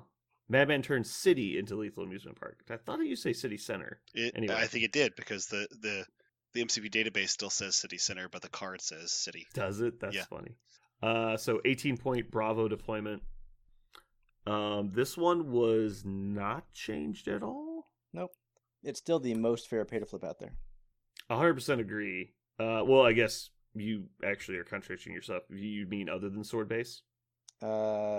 It's the most fair non-RNG other than pay to flip based. Yes. Wow. I don't even know what you said. That's a qualifier or two. Okay, so sword base is How about this? complete RNG. Of the 'cause it's ones one where die. you roll your defense stat, Oh. it's the fairest. How about we say that? Yes, I think you can have legitimate strategies into Madmen, even if you're not the person who picked it. Is it maybe because you're not placed within 2 when you roll a random die effect? Well, because of sword, there are ways to overflip or throw people off. Mhm. There's also more maneuver around it. There's because also it's more a spread lot out. more physical defense fours. Now, having said that, go ahead. I actually like this mission because you're punished for trying to take extra ground, but I also hate it. It's really weird. The traps almost never get enforced, even though they happen a lot. People just forget that the traps are a thing in most of the games I play. It's like they forget to move their people with spider infected. So if you try to take an opponent's point and fail, you are damaged, but you're also super rewarded for trying and succeeding. So it's just weird. Sure. This does one thing to the game that I had to kind of learn. I don't know, it seems silly, but the idea that I could take a point, flip it over, and just leave it there, and it just works passively is the first time I played against it. I was like, oh, my guy doesn't have to just stand here. I can leave and go to the next one. This was not recently this happened. But every once in a while when this thing pops up, I'm like, okay, how am I going to sit on the B and still influence the other points somehow? Oh, wait, no, I could just leave. Okay, move twice and try to flip this too. It's something that still bamboozles me every once in a while because I'm staring at it thinking it's got to be one of the other Bs and it's not. This is the one when you talk about X-Men and they're fucking annoying. This is the one I hate. I only hate this one because B deployments almost guarantee that you're always going to be in cover the whole fucking game. I had one really bad game against an X-Men player in Omaha and during Bug Eater on this, but it was just due to dice. Like, he had a good strategy, but I felt like I played a good game into him, but it was just like every time I had an opportunity to gain the lead, it just backfired super hard. Like, I had Bullseye do 5 damage to Hulkbuster on this and then score the point after he dazed me, and I was just like, whatever. Like, fuck this game. It's frustrating when, like, the terrain and stuff, like, Bs are weird because they're generally not scenario tokens in those locations in the games I play, and so terrain is commonly a huge issue on Bs for me. I don't know if that's a common thing. It just tends to be people put terrain where the Bs and the Fs are, and so there's commonly really swingy terrain on these types of missions. It's like there'll be like big trucks or buildings and stuff, and so one side's gonna have a huge advantage. I actually wish X-Men didn't exist, and I think Madmen would be very fair for most of the other affiliations outside of I used to love this Convocation and some mission. of the people. I don't think anyone runs it now but X-Men because X-Men do it super well. So while a lot of people do it well, not as good as X-Men. So they leave it alone. So just an observation, before the missions got updated, everyone played pay to flips because they were trying to avoid Kingpin and other stuff like that, like Web Warriors and Thanos. Then in the new world with the new missions, it seems like nobody pays play to flips because everyone agreed that they're terrible. And now there's like the boogeyman now wants to play pay to flips, which is just yet an encouragement to not. And so it's weird how it's kind of reversed itself. Yep. And so I feel pay to flips are officially shunned the way they should be, in my opinion. But we still have to play them because people try to abuse them. It's just interesting how the meta has changed. Because it used to be like Web Warriors and Criminals were everywhere, and now it's X-Men and Brotherhood are everywhere. Yep. I guess we're rating, so 3? It's a 3. 3 feels good. I say 4, but I just see it more often, I think. Yeah, I think you're more likely to see that one or Meteors over Spider Portals. Portals is just fucking terrible. All right, on to some good missions. Intrusions open across city as seals collapse. 19 points. Charlie deployment. Removing the damage for interacting on this may have been a mistake. Ooh, I don't know about that. I like that they're not as punitive because you still have to drop your objective. That's relevant, but man, it just seems like people are jumping all over the place nowadays. Yep. The thing I learned since we did our first podcast on this is that sometimes you should just drop the fucking objectives and go through the portal. Because going through the portal is actually more important than scoring your one objective you have in your hand. I lost a game at LVO because I didn't go through a portal thinking it's important to keep the scenario, but I absolutely lost a huge amount of tempo by not going through it. My opponent purposely didn't have one and went through portals and killed me because he could go through portals and just eliminate models he wanted. Yeah, it's important to take account of what the pacing is on scoring and everything when you make that choice. Don't just autopilot, well, I have a token, so I can't do it. But overall, it's a pretty simple mission outside of the placing. It's so fun. Like, It is really, fun. when it comes to just punching each other in the face and, like, having a good time with some Marvel models, this one, to me, is the most fun. You get to basically punch anyone you want, and everyone that they want can punch you. So it just becomes a big mash. So, in your opinion, are the proper amount of portals on a table 3, or do you prefer No. 7? What I like is 7. 7 portals. You're like, did you say second? No, 7th. No. That game was fucking insane.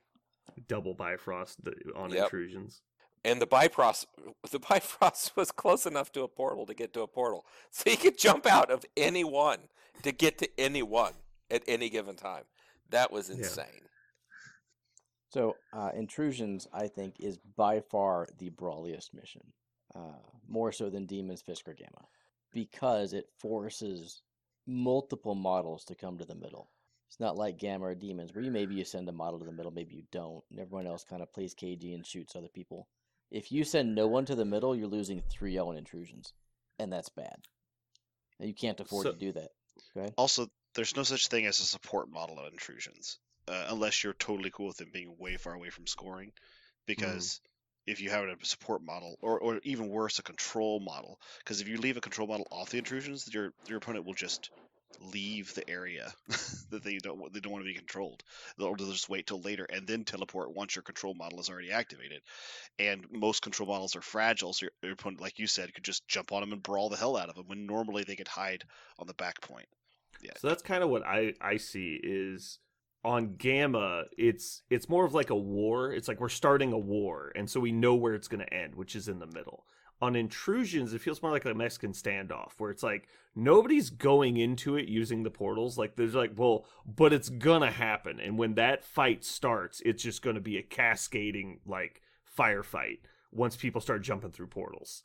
But until then, it's kind of like a Cold War. It feels like, but it almost always breaks on turn 2 or 3. But what I'll see on Intrusions is people will get the extracts and run away from the portals. But you can't do that on Gamma efficiently because you'll be so weak by the time they chase you down that they're super easy to kill. So I feel like Intrusions is one of the more fighty missions, but I think Gamma ends up being more fighty. I think if you run away from Intrusions, you're wrong. Unless it's like turn 6 to win the game. You cannot afford to, even on turn 4, start going down 3-0 on the secures. Depending on the extract, when you can, like, let's say give Toad 2 extracts and then he runs away and use, like, our banking points. Like, I feel like you could take a couple models and run them away pretty efficiently depending on the mission. Well, sure, if I've got Toad with 2, granted, but... Yeah. Well, even just, like, you're doing, let's say you're doing Spider Infected. It's like, I get my 2 back guys are just running, and then the rest of my list is going to the middle. I have to test that some more. In theory, I don't like it. And then when your opponent comes over to try and fight you and they drop their tokens, You activate the model they didn't daze, you go get theirs and move away from the portals. And now it's like, how many points did you really score off these blues that you went after? Okay. More testing to be determined, but I'll go on air with saying I disagree. It is definitely one of the top 3 fighting missions. So this is the most popular mission in the game, right? No. I'm giving this one an 8. 5. I'll give it a 6. I was I going to see say a lot of 6. people Why do I running keep... this. Aaron, you and I are on the same wavelength. I'm going to have to 'Cause start... you I'm only going to start play saying my Aaron. number first. Why would you do that when you copy him? That doesn't even make sense. I know, exactly. It'll be really hard for me to copy because I'll have to try to guess what his number is. But Demons Downtown has our comeuppance come due 19 threat. this Charlie deployment. this should Wait, no, be Echo deployment. this should be a rank 10 just because it has the word comeuppance in the title. I know, right? Followed by the word come. Like, it Yeah. doesn't even, like, who wrote Comeuppance this? come due. This is my most played attrition mission. 14 of 108. I think I Yeah, played. no, I for think sure. I played on Most- this. I think I played on this 4 or 5 times at LVO. Just at LVO. This is the most non-scenario you can possibly have. Maximum points 3, and you're discouraged from contesting them. Heavily discouraged. Like, it doesn't make any sense if you're not trying to just kill everybody. And Um, this will shock you. People like playing with more fighty models. Yeah. So 19 or 17 threat. About 90% of the people I've ever played against are like 19, right? Yeah. More Pass, big boys, no. more shit, right? Let's Jesus go. Christ. Well, it's harder to kill 19 points of models than 15 points of models. People just like playing with all their toys. So hmm it's 19 threat and yeah, super killy. So people love this mission. Well, it's just so easy to upgrade from 17 to 19, right? You just upgrade like a 3-pointer to a 5-pointer, and you're like, let's do it. Like, There are a couple. yeah. There are a couple models that are immune to incinerate. So if you like playing those models, then you could have Yes. one of them sit on the middle point and And- less defense dice lower. But that's not a super important thing. And Bill is one of them, and Bill is a great hold the middle kind of guy that when he's immune to incinerate. Ghost Rider is too. He likes to be in the center. But he does like being in the center, but he definitely doesn't like holding the center as much as Bill does. Oh, I love Ghost Rider in the middle of this because your choice is kill Ghost Rider and nothing happens because I just bring him back to life from my guy who's on the back point, or Ghost Rider's just in the middle, making sure that you have, you're constantly hexed or incinerated himself because he's got the beam. I'm sorry, I'm going down the path of Ghost Yeah. Rider. He likes this. All right. I don't think there's much to talk about this one. This mission didn't change at all. 9? 9 or 10. No. Yeah, this one's popular just because it's the first attrition mission taken by every player. Concur. 10. I'd say 9. All right. Final one. Superpowered scoundrels from the Sinister Syndicate. 20 points. Foxtrot deployment. Aaron, you never got back to me on how much you liked my my scoundrels list. Loved it. Go Wide Avengers with Sam and Steve and Red Guardian. So you have all the shield throws. Then you throw in Hawkeye and Bullseye. You have 5 models that ignore cover. That all have Rage 4 attacks. Sounds amazing. It's hilarious. Well, I can tell you that nobody would let you play your blues if they had a choice. I have, well, yeah. I've seen many people playing Scoundrels. Yeah, that's the thing is I think it's actually a really popular mission. Yeah. Not really popular, I guess. It's more popular than Pay to Flips by non-X-Men players. I'll definitely say that. It But is I do feel like 90% of the people that take Scoundrels are making a mistake. Yeah, I don't. Every time I played against somebody on their Scoundrels, I've beaten them because they took Scoundrels. It's odd. Mhm. I don't get what they were doing, why they took Scoundrels. It's funny because I don't see like what you're describing, like the swarmy list with lots of 2s and 3s, so they can make sure to always contest. They're always playing 5s and 4s on Scoundrels, and I'm like, okay, I guess. It's really weird. Yeah. Because like the mission counters their own playstyle, right? Right. It's like, okay, well now I'm going to outscore you because you're a tall list, and the fact that everyone has cover actually helps me more than it helps you, so my guys aren't getting one-shotted. It's just weird. So here's the reason people do it, because if you take a look at the the non-pay to flip secures, you have 4 attrition based and 4 non-attrition. The non-attrition are Riots, Cosmic Invasion, Infinity Formula, and Scoundrels. And if they're like, ooh, a D, I don't want to play in a D, they're playing Infinity Formula and Scoundrels. Mm-hmm. Plus, pick one. So I think a lot of people are afraid of Ds because they're either inexperienced or they built a list that likes to brick up and synergize. And a D forces that open. And so a lot of people end up with Infinity Formula and Scoundrels. So I can understand the Infinity Formula, but if your argument to take Scoundrels is I don't want to play a D, I think you need to learn to play on Ds. I agree with you. I'm saying why it's popular. Yeah. Plus, by that argument, you're also like, just play on intrusions. Like, what are you doing? Not if you're Well, no. That's no. I really I like your analysis, Aaron. That makes perfect sense. I've often wondered, like, why did this person? But that makes every time I've ever seen that, they were not playing a heavy brawly attrition based list, but they also maybe didn't want the Ds. So that makes sense. How about this as a parallel? The people that don't want to like learn to play on like constricted timers, but then like just take all of the time in a game. Like, I don't know, this might be a good not be a good parallel, but when we played War Machine, some people didn't like using turn timers, which is like 5 to 10 minute turns. It was just a hard limit. You could not take more than that on a single turn. And then it moved on to chess clocks was the next thing that everybody had. People would play on chess clocks, but never actually learned to play quickly, so they would clock out really quickly. And so they'd lose all their games because they would just clock out because they didn't want to play with turn timers. Like, I don't want to feel rushed. It was like, yeah, but then you lose all your games to the clock.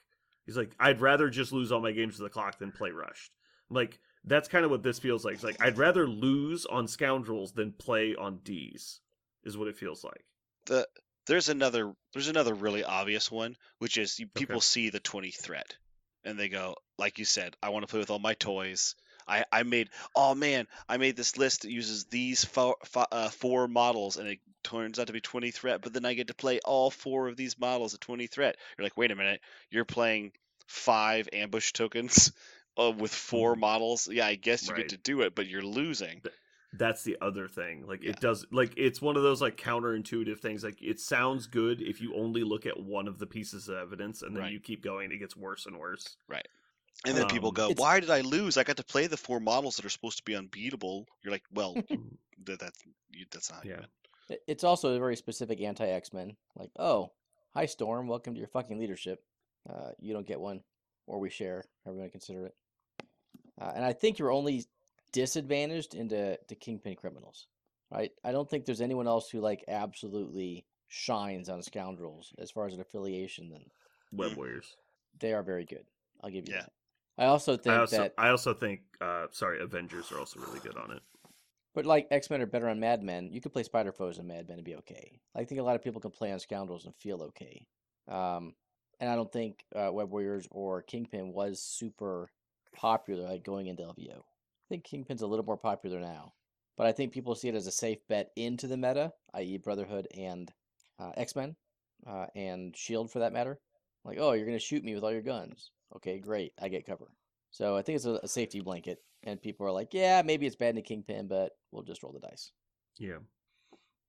I've definitely come down off the ledge. I don't think this mission needs to be banned anymore. But that's only because they completely changed the way missions work.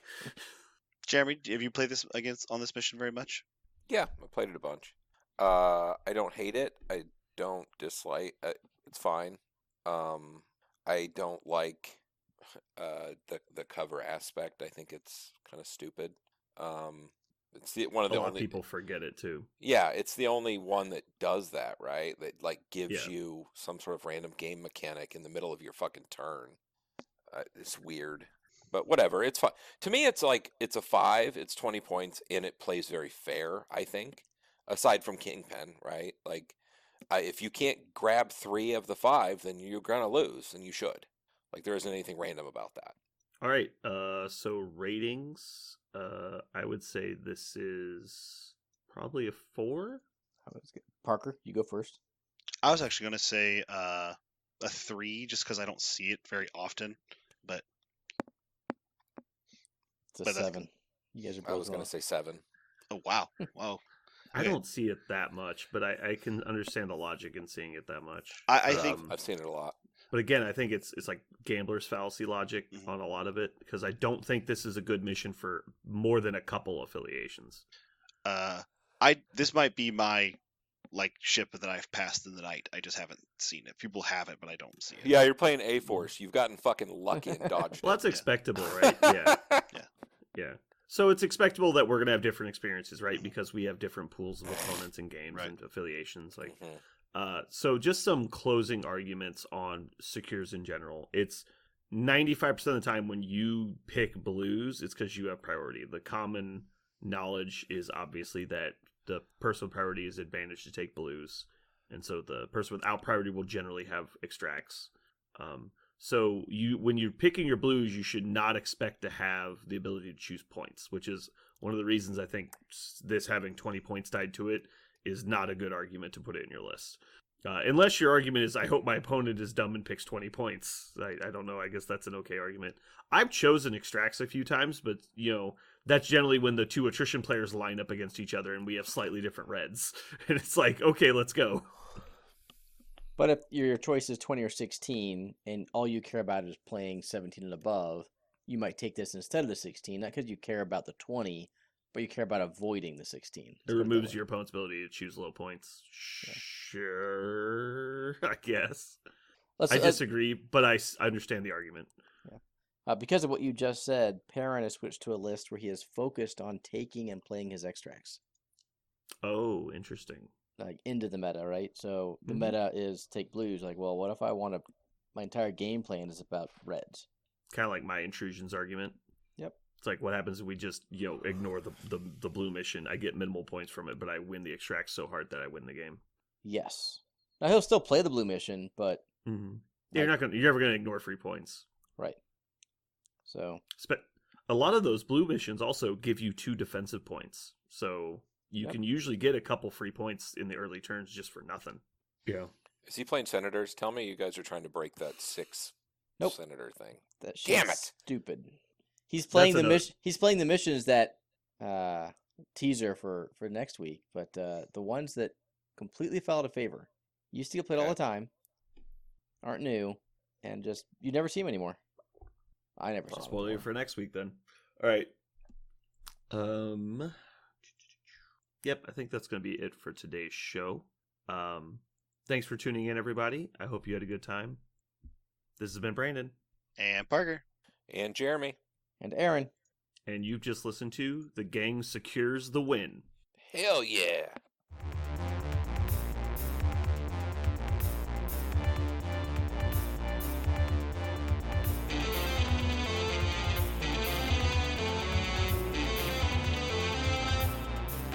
So what are we gonna call this thing? I got it. Okay. Incredible, new, fantastic, astonishing, mighty, original, uncanny, sensational podcast. I'm just gonna put down infamous.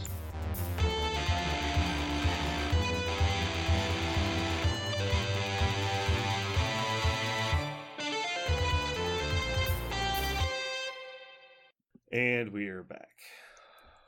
It's about Back fucking again. time. We've been gone forever. It Mhm. feels like it's actually been a long time. Like a God whole 7 damn. days. so Jeremy, We I have a went to- question for you. Yes. If you had a space you could go to, and Uh-huh. every time you went there, you had fun, Dear God. right? What would you call this place? And there were others there, right? You have fun with others. Uh-huh. In your mind, just picture it. And is it or is it not the porn shed? I was no. thinking brothel. Okay, the brothel. Sex I like Island. that. I like brothel. I called can Sex be down Island. with that. Handjob hotel. No, all those things are too long. It needs to be like Yes, it needs to be like one syllable. like No, I was thinking. brothel. So I was actually thinking the shed. the shed definitely sounds like a place to go. It looks like somewhere you'd go to get murdered. Yes, but, that's what I mean. I don't want to be murdered. Murder house. It should be something Right. exciting. But it's one of those Like a it's brothel.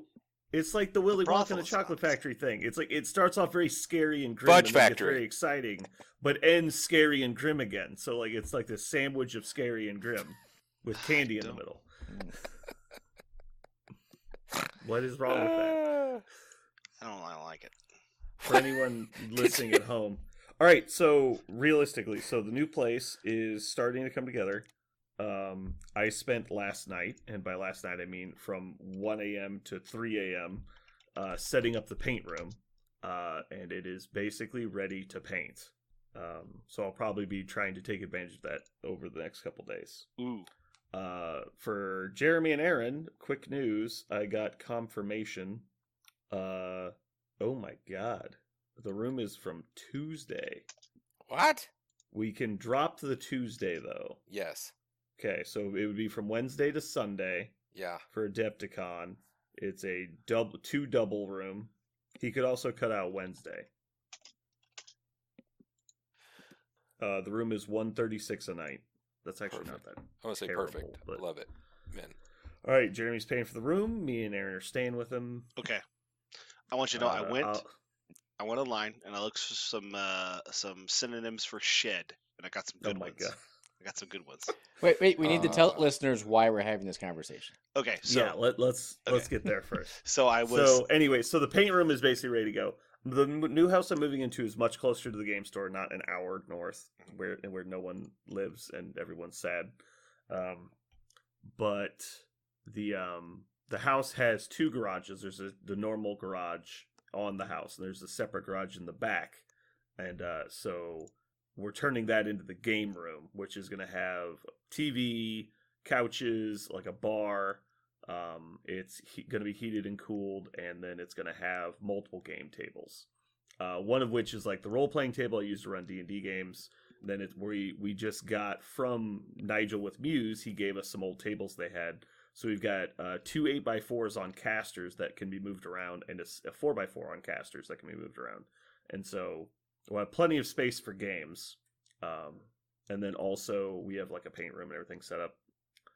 So we're trying to come up with a name for the back garage, because we keep calling both of them the garage, which is confusing. And so that's why we're trying to come up with this name. Are you ready?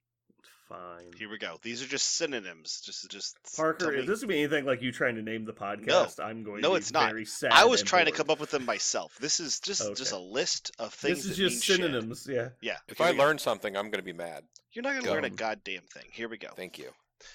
Okay, you tell me if any of these have good mouthfeel, Brandon. This is your shed.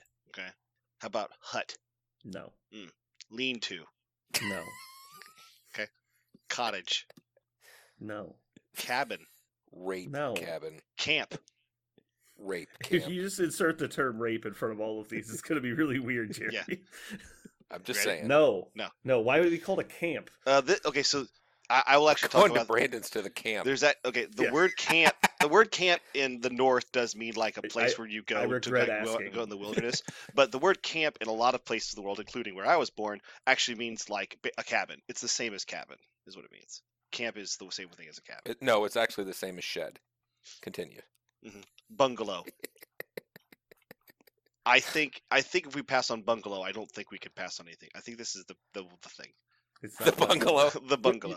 You're so close. So Sold. it has to be the brothel.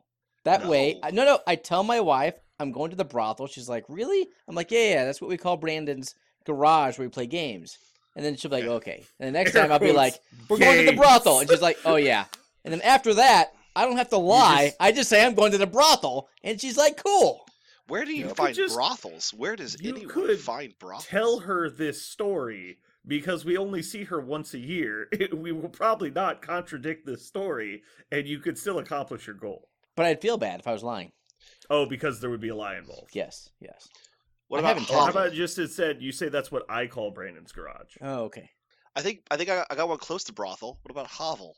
You know, a hovel? Hovel. Yeah, the hovel. Oh my I don't God. think I've ever met someone worse at naming things. Okay, this is not me, but this is Webster's. Yeah, but was your idea to use synonyms for garage? Yes, You said you were terms. looking for smaller, shorter words. Okay, here I got one. I don't I'll think you give say you no that to some this of them one. were short words. This has got to be it. This has got to be it. Here it comes. The $1 million. It's a shack. Isn't it a shack? Come on. No. It's not. I a said shack. shack. You said shed. I did say shed. That's true. The seashells in the shed. Oh come on, shack is where it's at. Oh man, I found it. It's on the list. good lord. Did you ever watch Arrested Development? Yes. Where I watched all of them. Job gets a job with the competitors on naming things, and he has to name one of the areas where the new housing developments are getting built. Oh yeah. So he comes up with Fuck Mountain. He's like, when people move in there, they know what they have to do, or they can get the fuck out.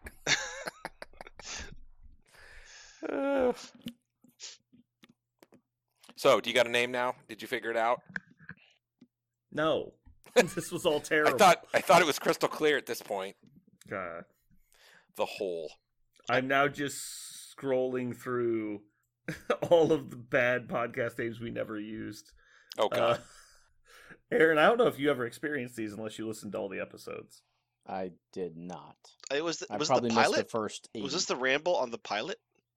There was a bit of a ramble on the pilot, but also I just called you out on like episode 10 on how bad you were at this, and I basically had to carry all the weight by myself. So I could just read through this. Would be a fun like post segment. I'll read these, and then Aaron and Jeremy can guess which ones who came up with. Muse on Marvel. Is this between you and Parker? Me and Parker came up with all these. This was you. It's actually Parker. I'm just kidding. It was me.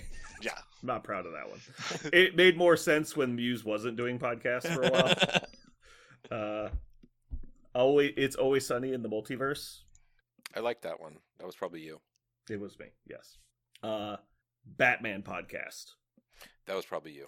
That was not me. I hate Batman. I hate DC. That was definitely Parker. Secret Wars. That sounds like a Parker one. That's a deep dive into comic books. Aaron, you're pointing, but you're pointing just to the side on my screen because the orientation of our Discords determines who's to your right. Parker. Okay, you're in a solid stack vertically for me, so you're pointing to the side and you're pointing at a black screen. Anyway, that was me. That was a tricky one. I can see how you missed that one. Okay. PB and J. I hate that so much. That's so fucking stupid. I love that one. That was fine. God. Parker, Brandon, and Jeremy. Yeah, I got that. Just for people at home, it's our initials. Just in case nobody knew. Yeah. God. You just like sandwiches. I do like sandwiches. Love sandwiches. The Revengers podcast. That sounds like a Parker. That was a Parker one. Infinite podcast on Infinite Earths. I don't hate that one. That was also Parker. All right, I'm just gonna read all Parkers now. I'm bored with this. Okay. The Gauntlet. Nope. I don't even know what that means. I was Infinity. The Shed. Gauntlet. It's Shed. Shed. It's Shaq. Friendly neighborhood podcast. Aw. Then the one everyone comes up with, Marvel Crisis podcast. I don't know if I can read the rest of these. Maximum Effort podcast. Ultimate podcast of Ultimate Crisis. The Crisis Friends. Earth's Mightiest podcast. Days of Future podcast. Oh, I kind just of like went that through one. all the comic titles. Yeah. And put the word podcast in it. Then we had L2 Marvel Crisis Protocol, based off our old L2 war game. And then Parker is Dumb, the podcast. Guess who came up with that one? I got quite frustrated with this naming process. Weren't me. I was still a fan of either Doomcast or Lotvarian Radio. Those were the two that we almost did. Yeah, we Fuck got really Varian close. Radio. We got really close. That to would've been Lotvarian fun. That's a Radio. deep dive right there. Yeah, we also, I came up with We Are Podcast, So Many Shows. That's what I like to refer to as a shallow cut. It's very shallow. But here we are, living the dream. I'm actually pretty happy with the name we came up with. I still like It took hours of just sitting there and hitting our heads against a wall. Mm-hmm.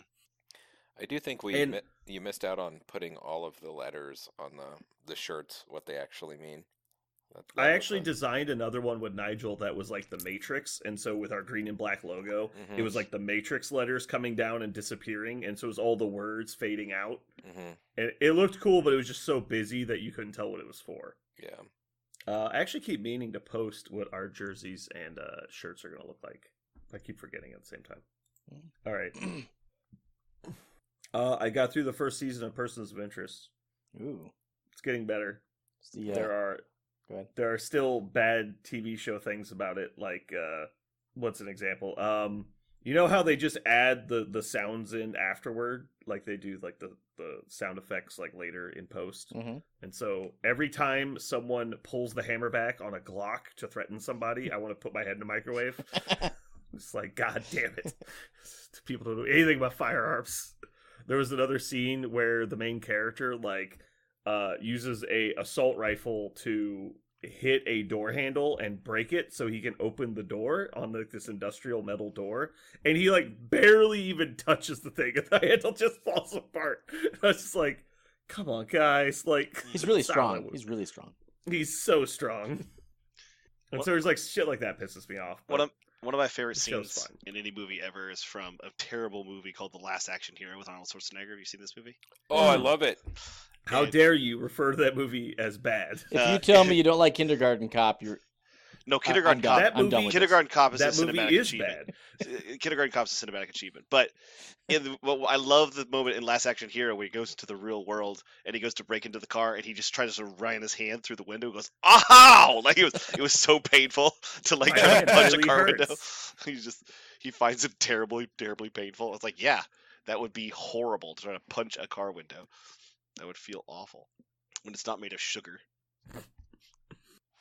Last I Action don't think Hero, it's- the main bad guy in that movie is the this evil father in Game of Thrones, which is a Oh, very yeah. serious, Mhm. scary character. So going back and ever catching a glimpse of him with this weird fucking eye and doing corny Yeah, he's lines got the fake eyeball. is so yeah. weird. It's so weird 'cause he's such a serious, nasty character. I in Game love of the Thrones. first interaction him and Arnold have on screen where he answers the door at that coastal mansion and they're just going back and forth trying to intimidate each other.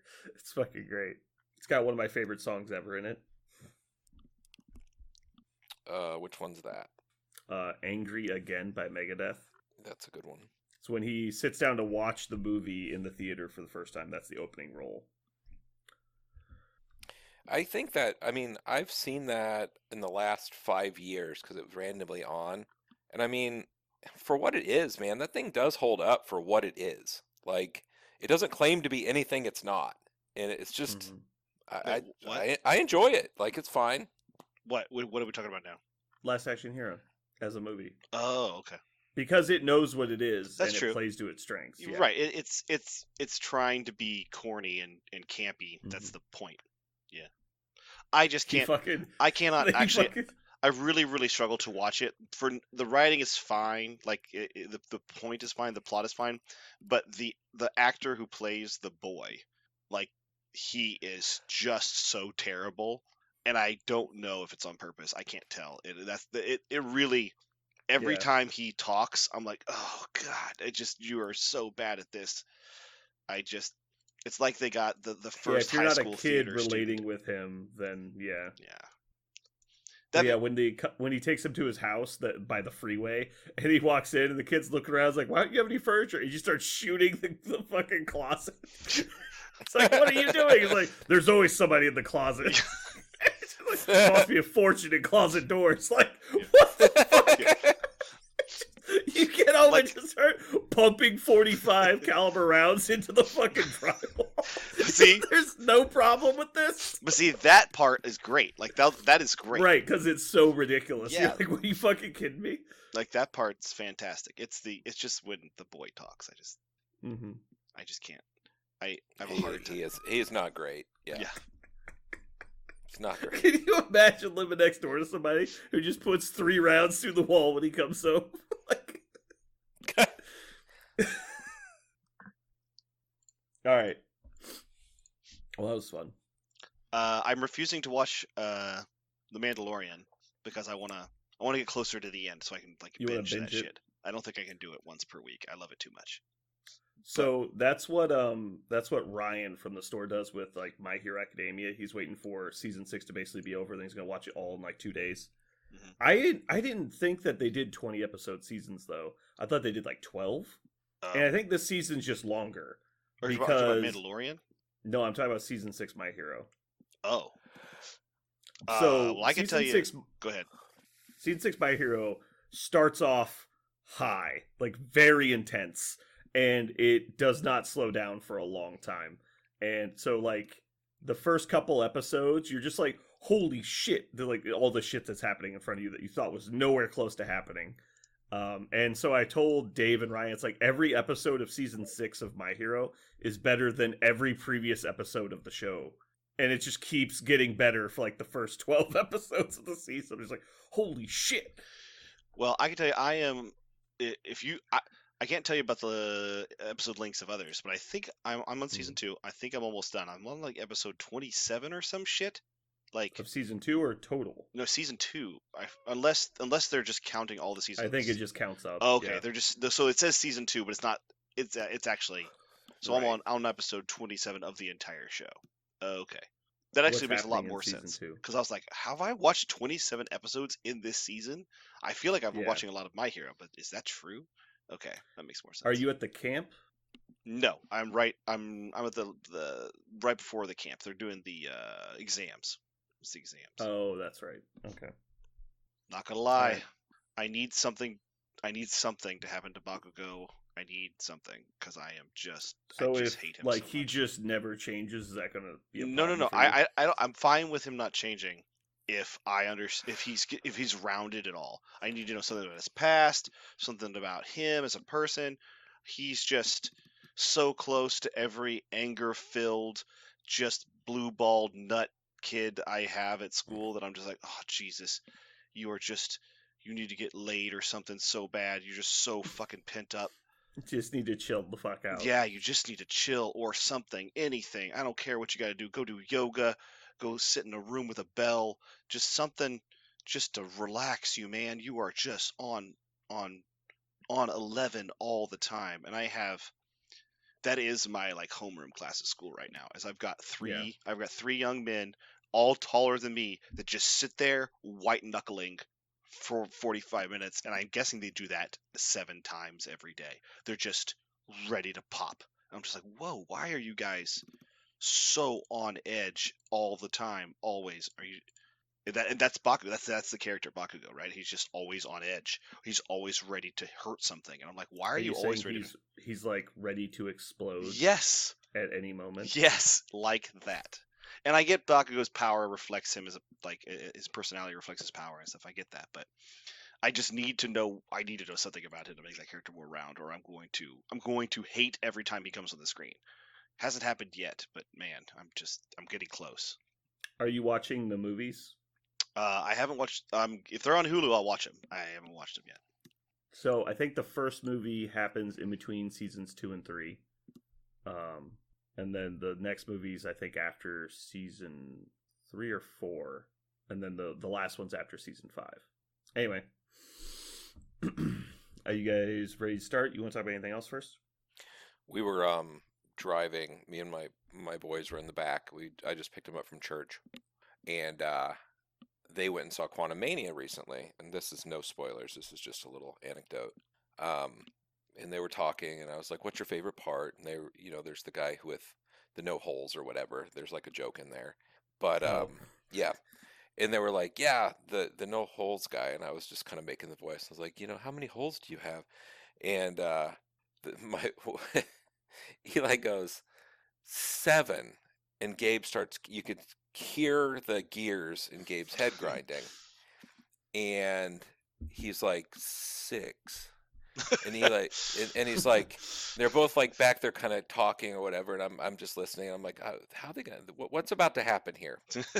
And Eli goes, "Idiot, your wiener!" And they both just start laughing. I swear to God, having 2 boys is the best. It's just the best. Mm-hmm. Oh God. Yep. And I'm like, "Yep, 7 it is." We're going to stop at 7. Yep, 7. Oh God. All right. Here we go. We did it. We did. Yeah. I am fading really hard already. Yeah, I expected that. I know we're already over time. I don't know if you noticed. Jeremy I was tuning out. requested specifically that we went to 1 o'clock, though, so I was trying to really stretch it out. That's incorrect. I don't know that we're gonna get there. I'm just the opposite. I'm just letting you guys know that I'm doing everything I can. I was actually sitting on my heater at one point, just trying to Cool. burn Let's my clap and be done. I just like burn it. my Alright. ass. Yeah, Well, I was gonna talk about my Adepticon list real quick, but I guess I won't do that. We'll talk about it tomorrow. yeah. We'll do that. We'll do that later. All right. Goodbye, everyone. Bye bye. Bye.